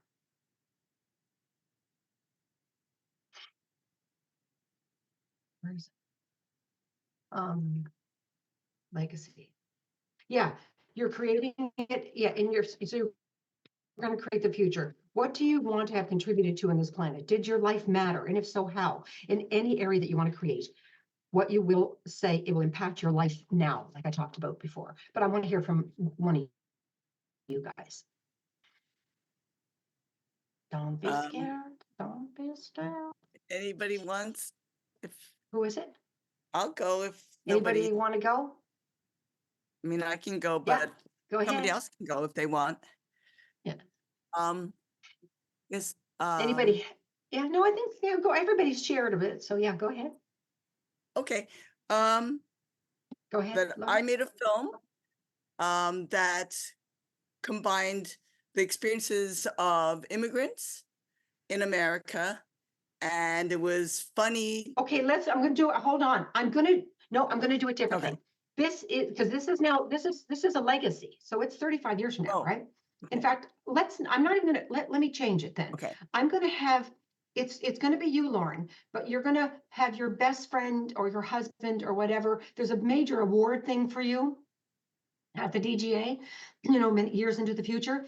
And, either one of the producers or your best friend or your husband, somebody gets up on stage. So it's not you talking, it's actually them. But they know everything you've done. So what is that legacy? If I'm just going to make it a little easier, you don't have to do that because it can come from you. But I think just because Lauren's still grappling a little bit with the identity and the commitment thing, I'd like it sometimes it's easier if it's coming through someone else's mouth, even though it's yours, but pretending you're the person on stage and you're sitting in the audience, So, and it's your whole life. It's the next 30, it's your whole life. It's not, you're 80, you just retired partially, of course, not fully, and you're 80, let's say 85, I don't care. What was it? What are they honoring you for? And it's not one, it's not like one movie, maybe there's, a number of movies that have impacted the world in whatever way they've impacted. And once again, we have literally 1 minute for you to do this. I don't want you thinking too hard. I want you to come up with something like quickly.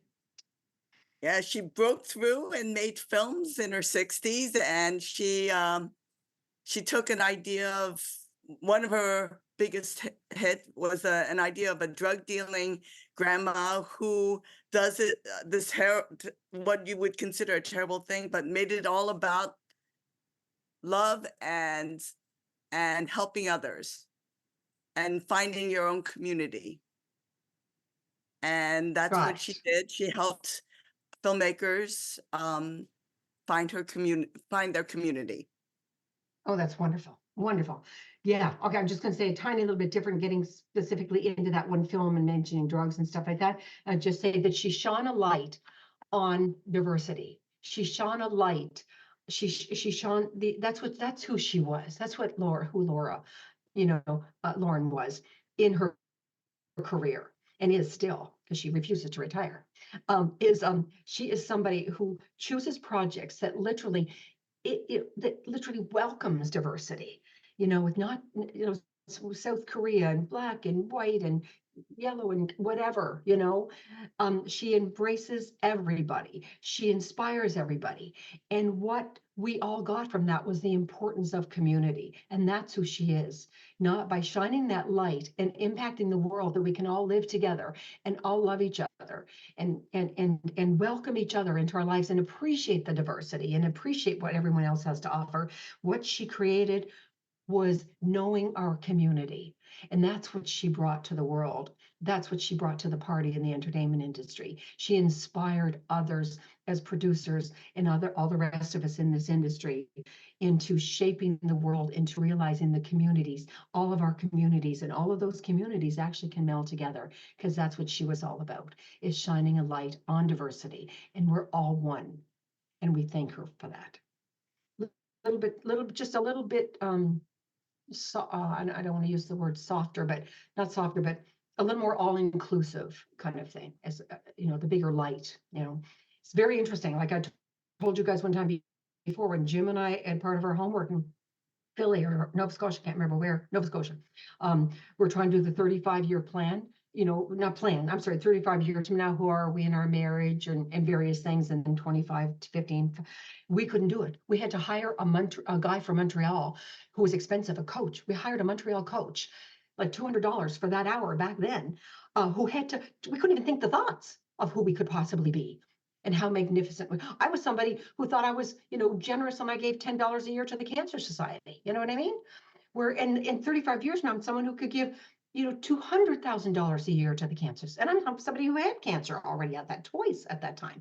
So, and I thought I was being gracious at $10. No, who I am is somebody who can give 200,000 to the Cancer Society. All of a sudden, that you see the altering in the, your molecules, like I was talking about. That's what I want to be living toward, right? That's who I am today, is that, not somebody who would give $10 and think that was a big deal, right? It just creates you to be so much bigger when you look at that kind of legacy and what you left. Yeah. Yeah. And, same thing for you. And that too is like, I want to go and see that gallery, and Jerry, I'm looking forward to that class. I really am. I'm too scared, I think, to get on stage ever to do that.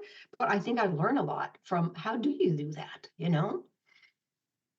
I can't even imagine how you do that. But I'd like to take the class, but I can't because I looked on video, I couldn't find it. It's hitting around there ever so softly. So anyways, where were we?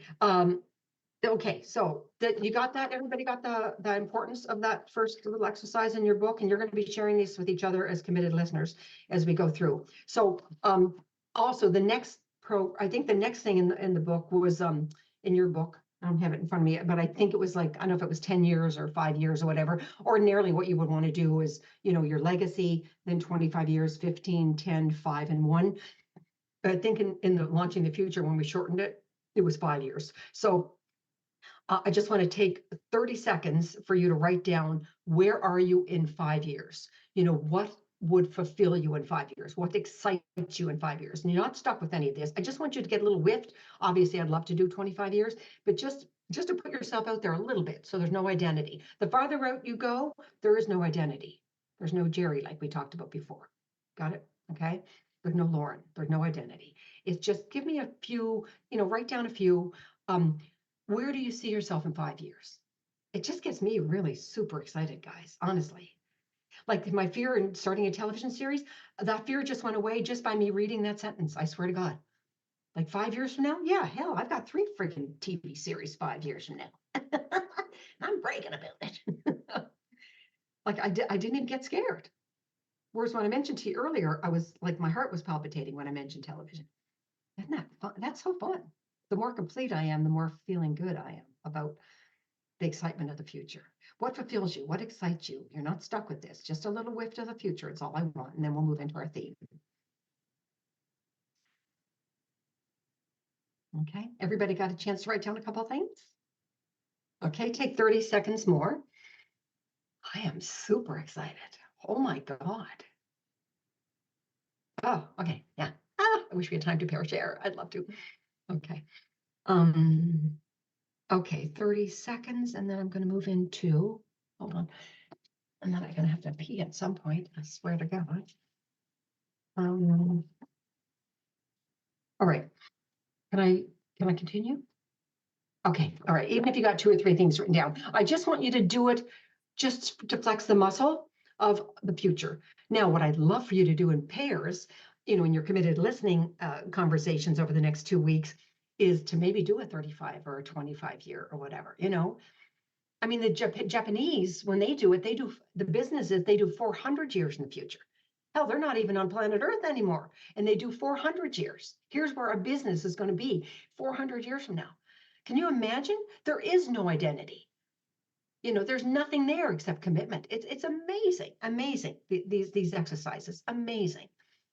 In fact, the Joe Vitale thing that's in your binder, that's in the thing that she sent, that Nikisha sent last night, there's the Joe Vitale's exercise. So I used to do that every Friday, and I want to get back at it again because it literally puts you in the future all the time, where your identity doesn't exist.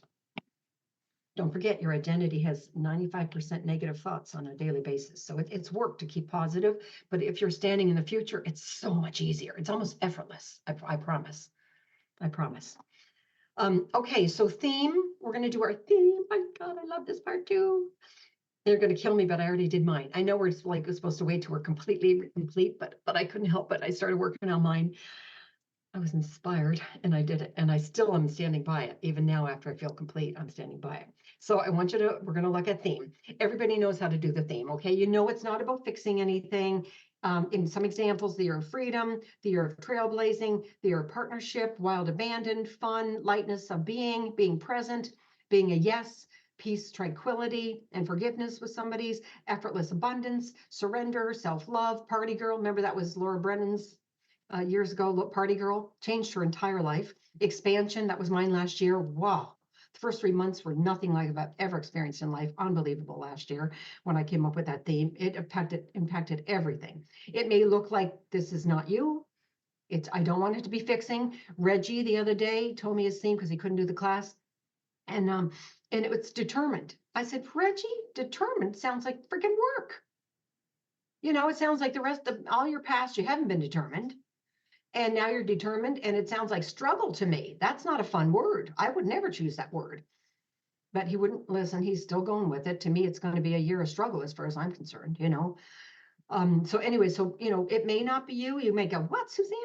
No, that can't be me. Oh my God, party girl, forget about it, you know, or whatever. But so it's just going to, and it's going to affect all the aspects of your life. That's the other thing. Once again, we talked about that before, right? Page 18. A second. So we're going to pick a theme for no reason. It might look like that's not you, the quality that you're going to bring to everything. But it's going to give you a whole new future. What else do I say here? Give a new future, a new arena, a new way of being, a new way of being to be listening for, a new piece of yourself, something you'd love to explore for the year. Okay.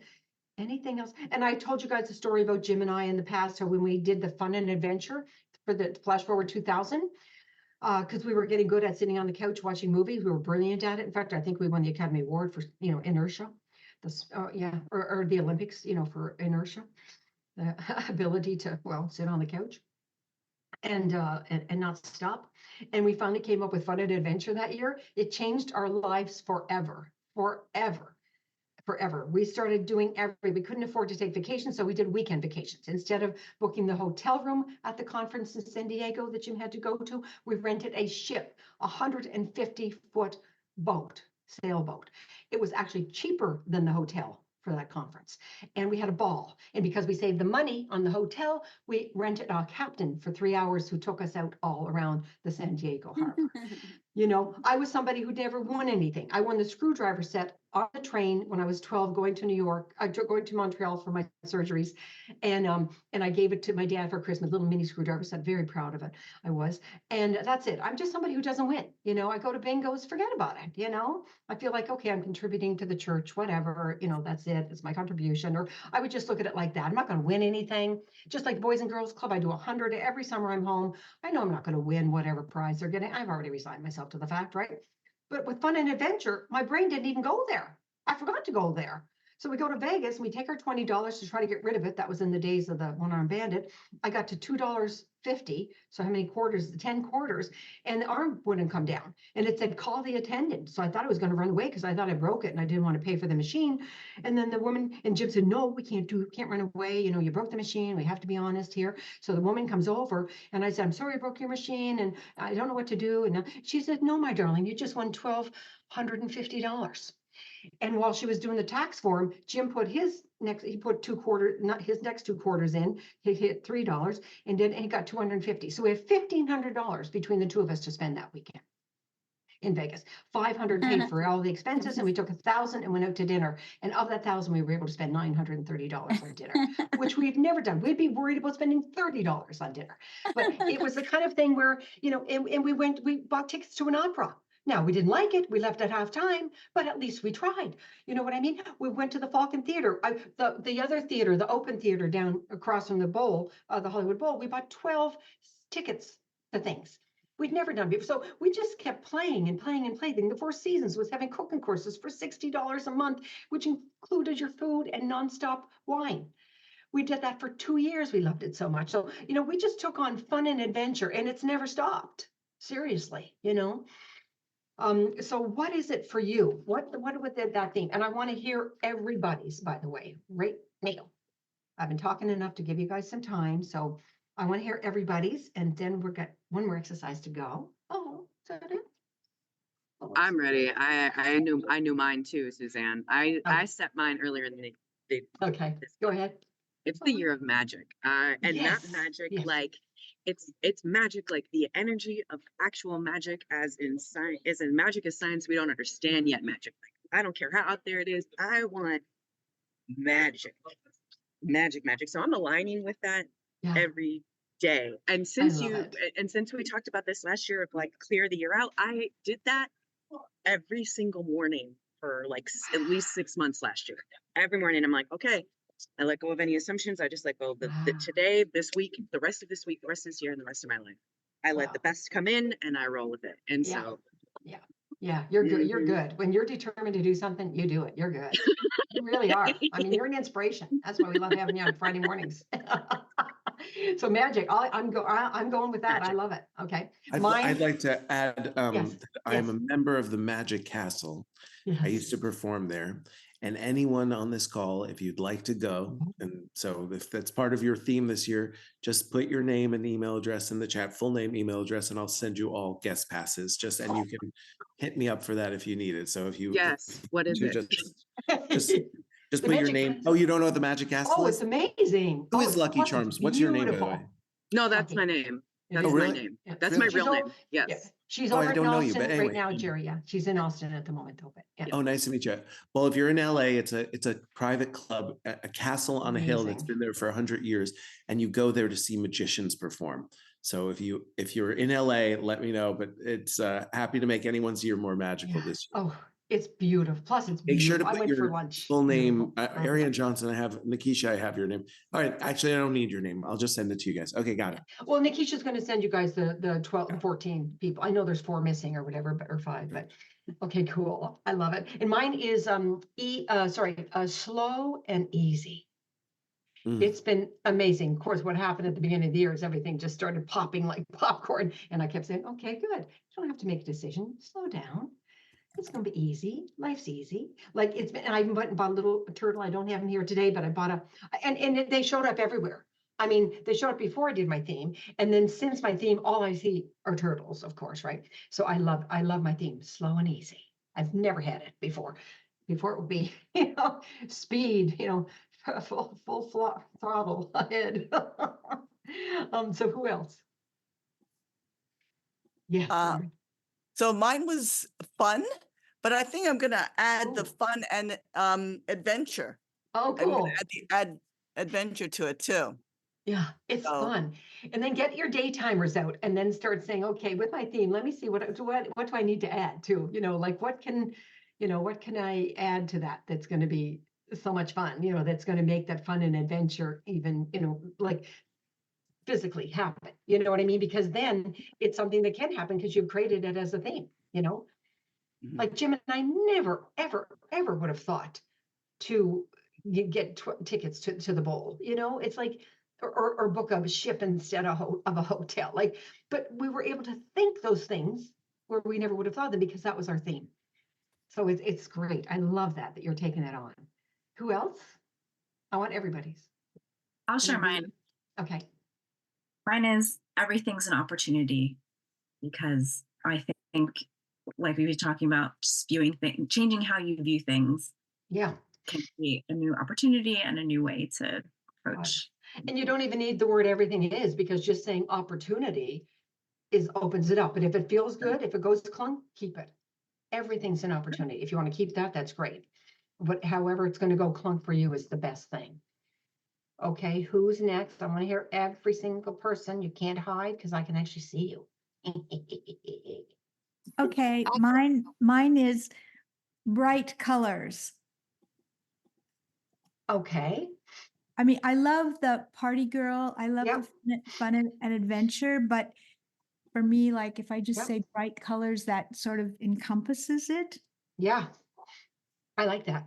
I like that. Another way to do it, which because we actually did a documentary one time, which I called it was living out loud.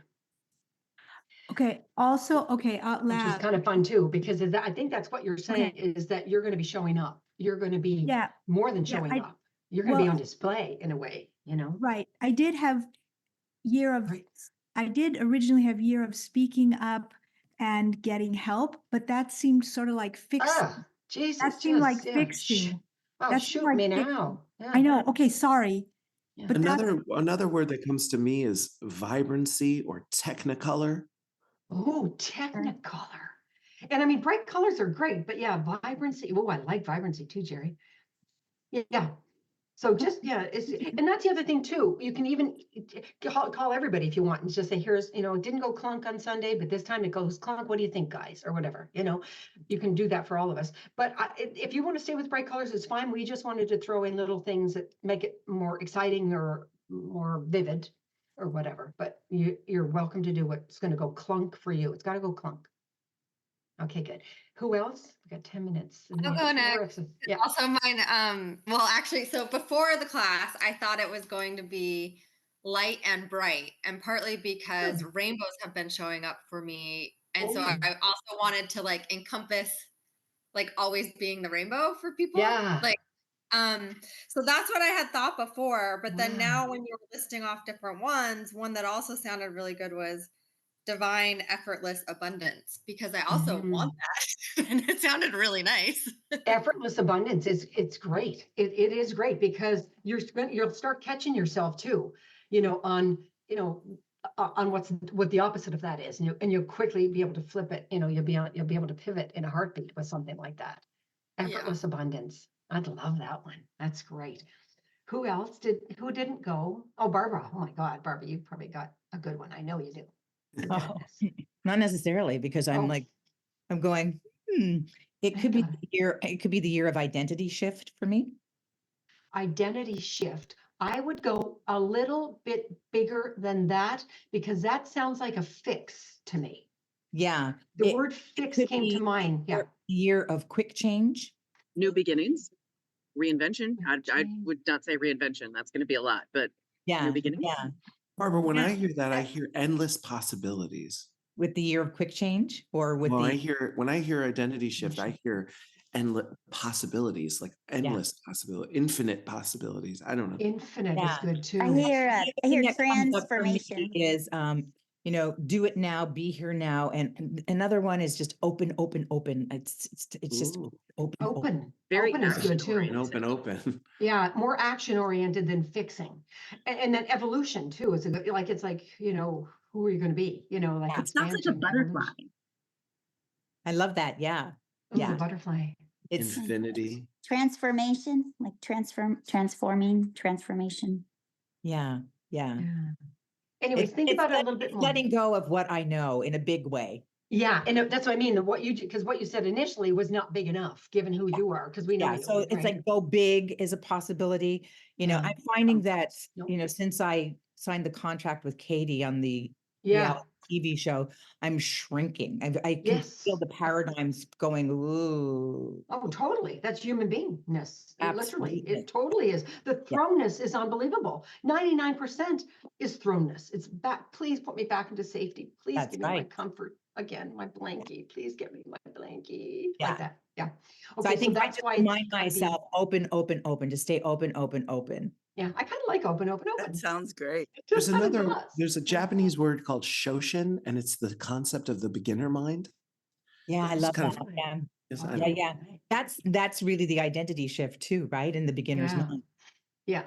Yeah. I just don't want it to sound like a fix. I want it to sound like something bigger than a fix, especially given who you are. If somebody brand new to this, maybe you accept it, but there's just something not quite there. And we all got it, right? Everybody's thought the same thing as I did as soon as you said it. So Yeah. you could tell. Yeah. Yeah. Great. Okay, Thank you. good. Thank you, Good. everybody. Awesome. Who hasn't gone? Bonnie hasn't gone, I don't think. Has she? No. I wrote bravely, fully open. If you're fully open, then bravery is a given. Don't know if you need the word.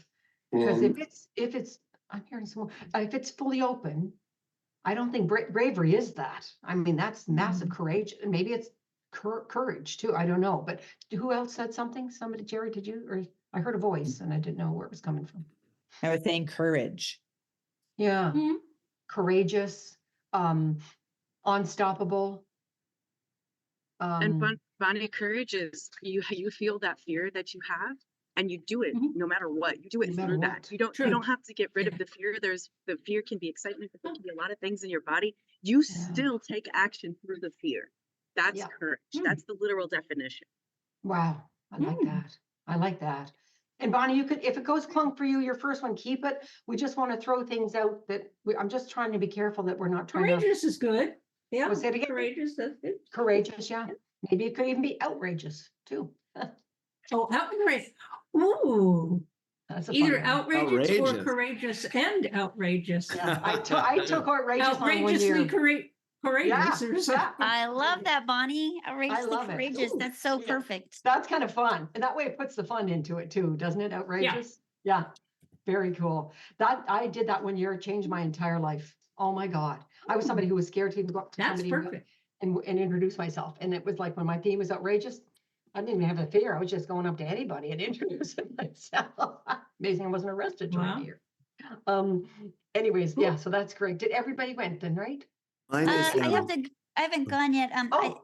I'm still kind of wrestling with it, but this is what I came up with is a paranormal party guru after listening to everybody. Paranormal? What's that? Paranormal party guru. Okay, I don't know what paranormal means in terms of in that It's like- context. Well, it's like, I don't That's know. fine. I've really been into third eye stuff lately. So it's Okay, like, good. So keep it. I like it. supernatural kind of Yeah. thing. Very good. Paranormal, yeah, which we all are very much so. Yeah. And Supernatural. party, because I really do want to get out supernatural. and Yeah. I want to party more, but not alcohol, like a healthy partier, Yeah. like dancing and singing and karaoke and stuff like that. Brilliant. And then Okay, so guru it's- is kind of because I want to have more meditation and third eye kind of thing and paranormal kind of thing. I love it. Okay, if it goes clunk and it sounds like it does, I'm okay with it. Guys, everybody, you're okay with April?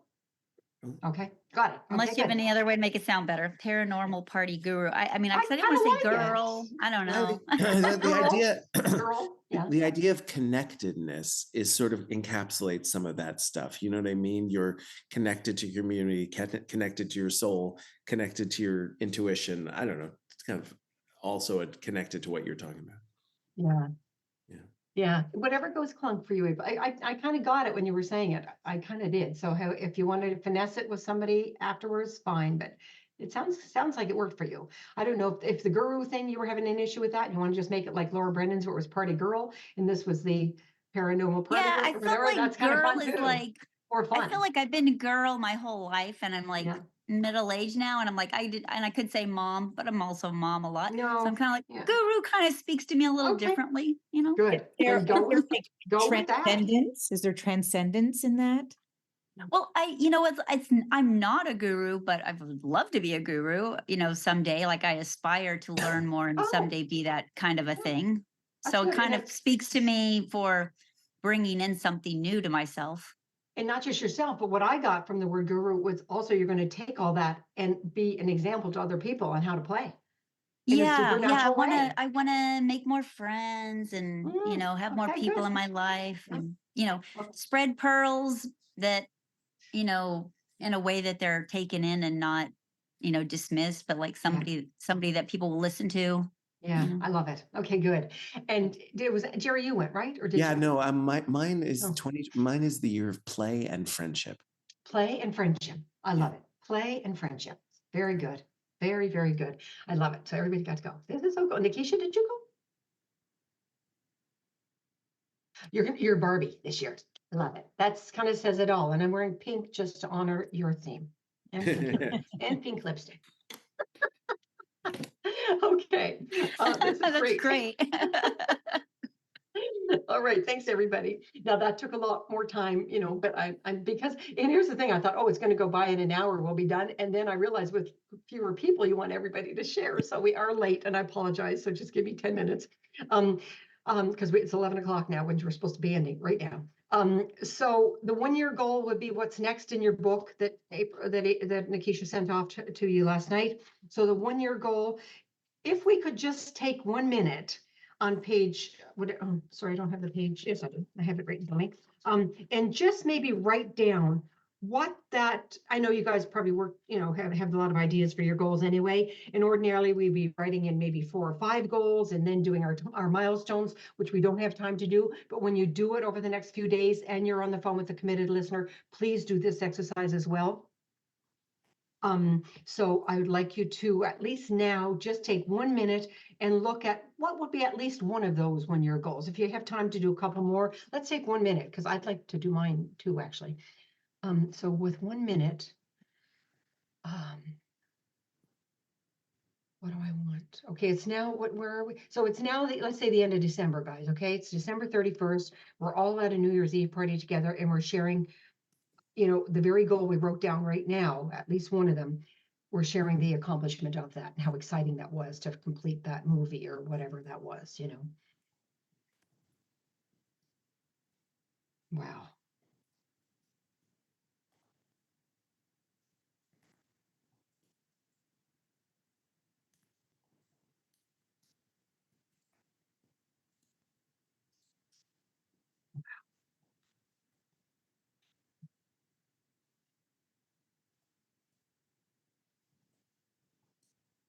And it could be personal or work or some of each, doesn't matter.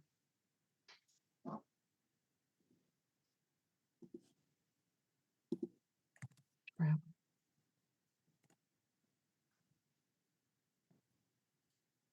Okay. Okay, 30 seconds. I just want you to make sure you have that before we start to finish up here.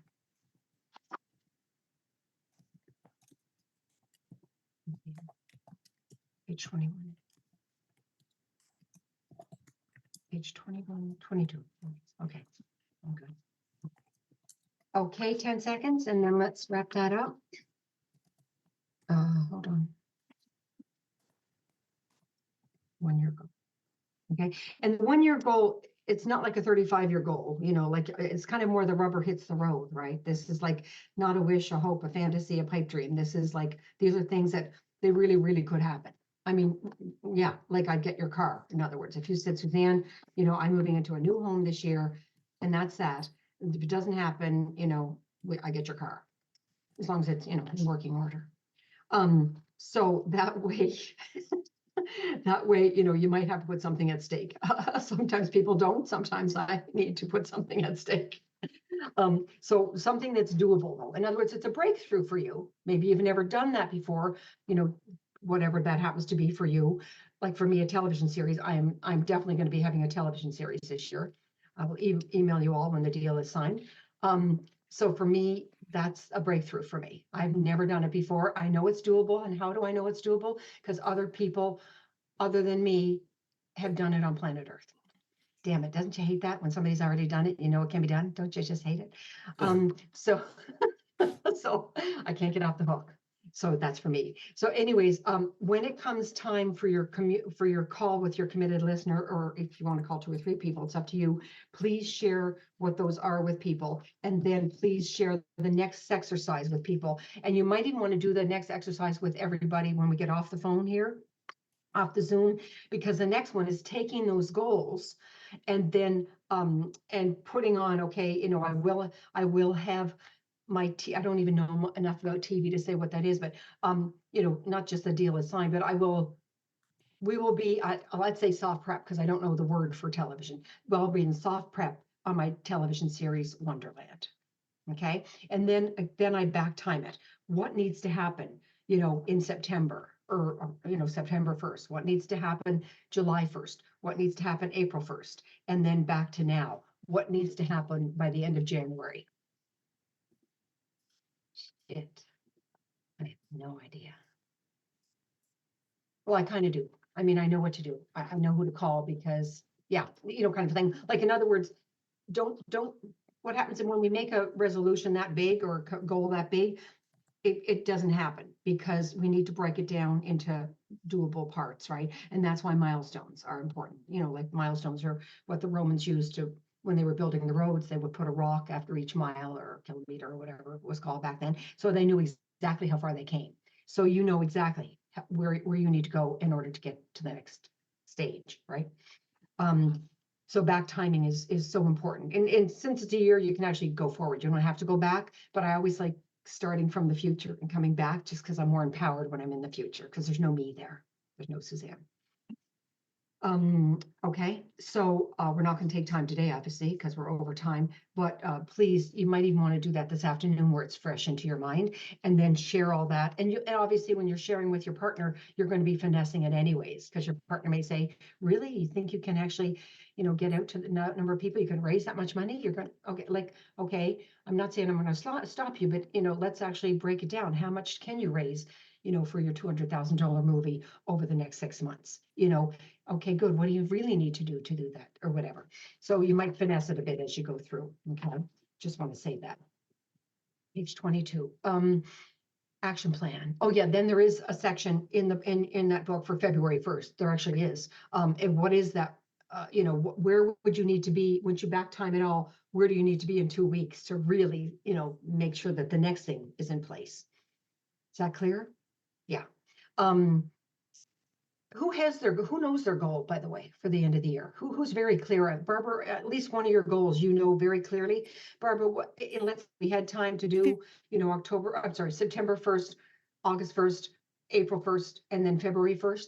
What would be in 2 weeks from now, if I run into you on the street, February 1st, what would be those things that you would need to have done over these next 2 weeks in order to be moving forward? Like what action plan?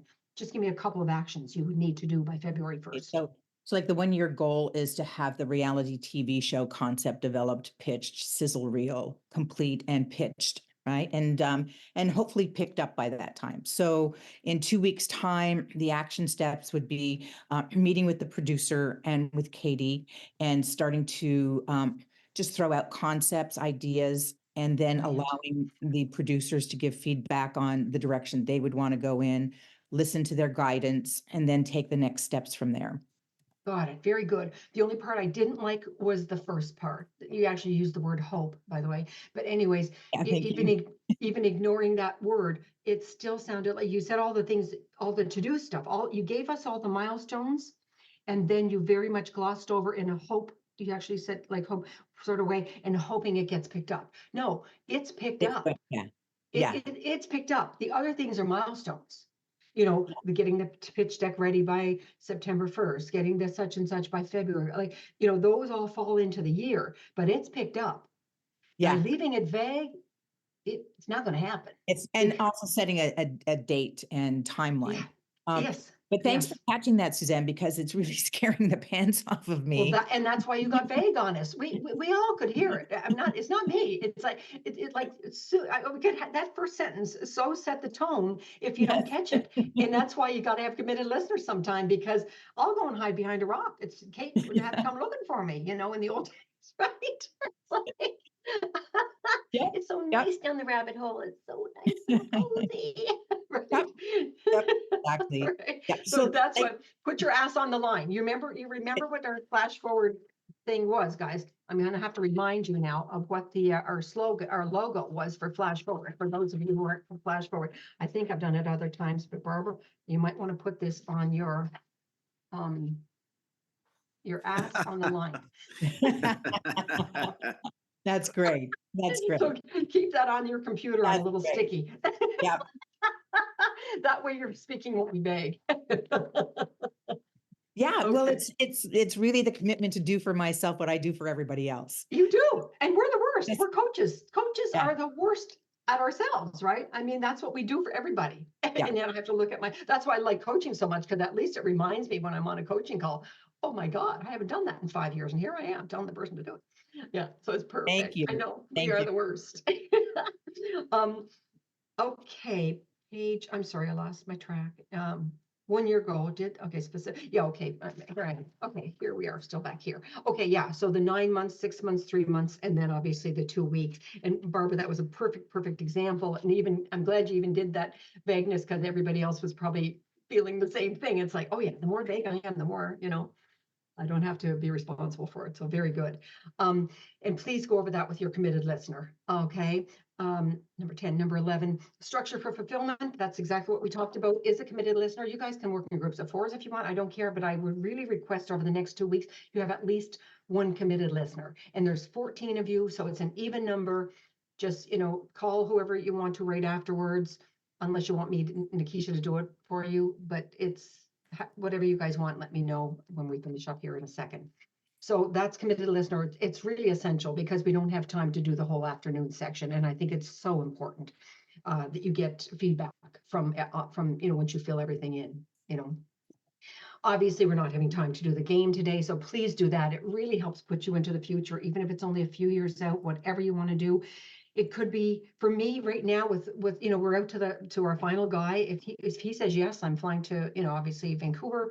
So I'll even do something that's for March and April, that I'm in Vancouver, I'm having dinner with the crew and the cast. We're having a great time. I'll start doing those exercises now, just to ensure that that's happening and keeps it visual. Then the other thing you have information for in your book is how to do a vision board. What is a vision board? There's a whole thing in there from Jack Canfield and then somebody else. I put in 2 different things about the vision board.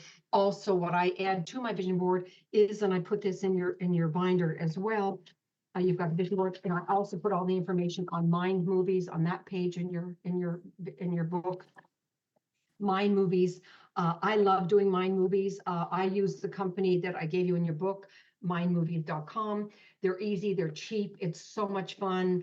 And then there's a fancy schmancy one on YouTube. If you want to get inspired, then please go to that website. The most beautiful, beautiful Mind Movies ever. You can tell they cost like hundreds of thousands of dollars. They're so stunning. But if to do your own, you can do a tiny one. You can do a bigger one. I did one that covered everything from health to friendships to movies to the whole 9 yards, whatever you guys want to do. But I recommend it highly. Okay, last thing. So that's the visual thing. Vision board. Okay, Mind Movie did that. I just want to read one little tiny thing and then we'll do our closing ceremony. I don't, this is on Anita Marjani on self-love. She says, I don't perceive the divine as a separate entity from myself or anyone else. To me, it's a state of being rather than a separate being. Having an awareness of our own divinity can help us to see our magnificence and worthiness. I just love that quote. I'm a very big fan of her. I've read her book twice and watched anything I can find with her, of course. Then Nikisha and I, where'd you go? Nikisha's going to read. Am I reading it? No, you're starting it, right? I'm going to send you guys this poem. It's called Refugee. And it's about pivoting and altering your perspective. Oh, Barbara, have you seen it? Did I give it to you already? Yeah, it's I did. fantastic. It's amazing. Yeah, because Barbara was teaching something too, where I think it'd be really, really valuable. So Nikisha's going to read it from the beginning. You read the poem from the top down, and then I will read it from the bottom up. And that's how quick we can change our perspective. Okay, Nikisha, it's about refugees. I think because they talk about the wall, they're probably talking about, Mexicans, but I think it means everybody who's coming in, who's not originally from this soil in America. Nikisha, go ahead.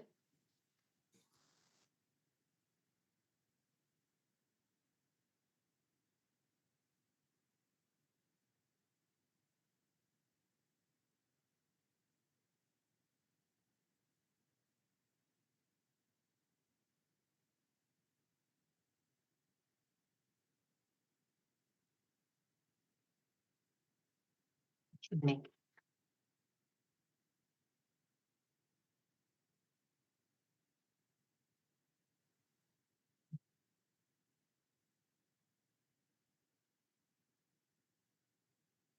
Okay. And one of the things when she said was go back to where you belong, where they should go back to where they belong, kind of thing, right? So I'm going to read it the opposite way. The world can be looked at any way. Do not be so stupid to think that a place should only belong to those who were born there. It's not okay to say, build a wall to keep them out. Instead, let's say, share our countries, share our homes, share our food. They cannot go back to where they came from. We should make them welcome here. They are not cutthroats and thieves with bombs up their sleeves. layabouts or loungers or changers and scroungers. We need to see them for who they really are. Should life have dealt a different hand, these haggard faces could belong to you or me. So do not tell me they have no need of our help. Isn't that amazing to hear it one way and then hear it the other way? That's how we go around from a day-to-day basis. And that's how we judge a lot of the time. Maybe not that, intense, but we do it all the time. So I just wanted to point out about, pivoting, about when catching yourself doing things like that and turn it around. That's why this poem, and I'm going to send it to you so you've got it, and then read it down and read it back up again. So beautiful, life altering as far as I'm concerned. Did somebody have a question? I just heard something. Yeah. Can you give us the name of the state of being, the quote from about the state of being? The state of being. It was a woman. Anita It was- Morjani. Oh, Anita Morjani. I think I listed a lot of my favorite books in your binder there. Okay, And, all right. Anita Morjani is the more recent, obviously than Joe Vitale and Dispenza and Jack Canfield and all those guys and gals. But her book is beyond phenomenal, and all her courses are beyond phenomenal. So the last exercise, guys, would be the closing ritual. And I don't think we've got time, but let's, instead of doing a pair share, which we were going to do, but we're over time, I'd like you to, just a couple of you, say it. Okay. So it's January, what's our date? January 16th. It's in other words, it's 1 year from now. It's so 2025. Okay. What do you love about your life? And who wants to share? Just, or I'll pick on you right away. Okay. Alex, because you got excited there. What do you love about your life a year from now? I love that I live in my own home that I own. And Nice. I'm really good at that. Okay, I love it. Okay. It's now 5 years from now, guys. It's January 16th, 2029. Who wants to go? Quick. Somebody. Do you want me to pick? Okay, Lauren. What do you love about your life? I've made. I've loved the films I've made. Got it. I love the films I've made. And you can even embellish if you want. And they've made such an impact on the world. It makes me proud to be a filmmaker. Yeah. Okay, it's January 16th, 2034. 10 years from now. What do you love about your life? Who wants to go? Okay, Annette?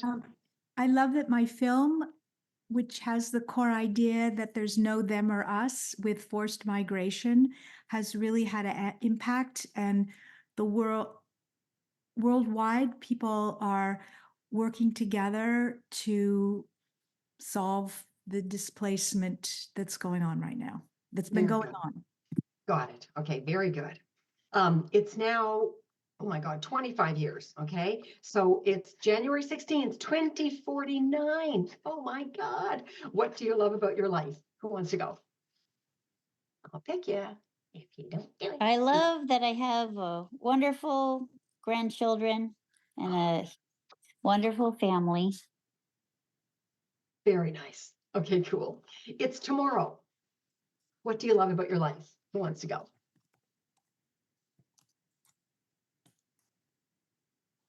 Yeah. Oh, Lauren, okay, Lauren, and then one other person who hasn't shared much. No, somebody Okay. else should go. Somebody else should go. I'm gonna pick somebody. It's tomorrow. What do you love about your life? Barbara? Okay, looking at my tomorrow, I am serving an abundance of clients. Oh, nice. I love that. Okay, good. That's great. So once again, when you're with your partner this week and next week, if you want to go through it again and share more things, then have fun with this. I love that exercise. I think it's so wonderful. So that's it. I know we kind of had to rush through. I'm 19 minutes over and I apologize. But we had to start late too, actually, just, because we were having technical issues with Nikisha running. I mean, we couldn't find the record thing. So anyways, Nikisha, did you end up finding it? Are we recorded or not? You're muted. I'm just curious for everybody. Okay. Okay, good. And so does anybody have any final questions before we just say goodbye? I just want to say, Suzanne, this is like a yearly highlight that I never want to miss. It's just so beautiful to put the year away, and the way you lead this just points us all toward like just a much brighter future. That's why I suppose you used to call it launching the future. Just thank you always for showing up for us and leading us so beautifully. You're welcome. You're welcome. I want to thank Yes, Nikisha I feel too the for same everything. way. Okay, thanks. For that. Thank you And thank so you, much. Nikisha. Ditto. And Yeah. thank you, Yes, Thanks, thank Nikisha, Nikisha, for for making keeping it us on happen. track. Yes, thank Yeah. you. Very cool. Bye. Oh. Oh, I didn't know Oh, that. that's so sweet. Wow, that's great. Yeah, so get out there and share the love, everybody. And then choose a committed partner. Do you want me to do it now, or are you guys okay when you get the class list to call somebody? Let me know right now. I think you should do it because it will mix it up and surprise us. Okay, okay. That would be Barbara my and I have already suggestion. over chat sort of set up a meeting for ourselves. So we're claimed. Okay, you're claimed already. Okay. And there's how about, I'm just going to go by the pictures. Lauren and Alex. I'm sorry, Alexandra? Ariana. Oh, okay. Your pictures are together. Are you guys okay? Yep. Yeah. And then Annette and April. No, was April already spoken for? No, I'm fine, but I don't know how to get the phone numbers. No, April. I can't. No, she's sending. Nikisha's got the class list for you. And then Okay. Bonnie and Alexandra, I guess. And Annette. Oh, did I miss somebody else? Oh, was there only 9 instead of 14? I thought there was 10 instead of 14. Okay, so Annette, how about Oh, no, you just gave Annette to No, me. no, I'm sorry. Oh, I And did. that's with Oh, April, so you said. everybody's good. So I was right. Did I miss somebody? Lucky. Oh, Well, it's Lucky. Lucky. Nikisha. Oh, shoot. You know what? Because And the thing Nikisha. changed. And Nikisha.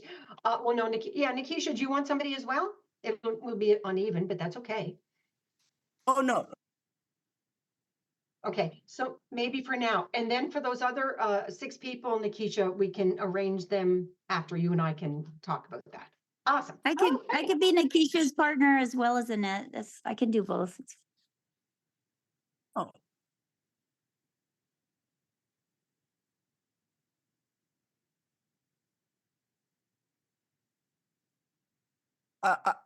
Ariane? And Alexandra and Bonnie? Who was with Bonnie? Who's with Bonnie? I forget. Lucky and Okay, Nikisha, I Alex. thought. No, Alex. Yeah. Awesome. Okay, this is exciting. Who am I with? I have no idea what's going on right now. I thought Nikisha. I've messaged. Lucky Okay. and Nikisha. You Yeah. actually better hold me accountable, girl, because like I need somebody that's gonna be on my ass right now. Oh, that's good. That's what I Awesome. need. Yeah, I need somebody that's actually here. Tails of If you can't do that, I love it. Okay, I need everybody. somebody there.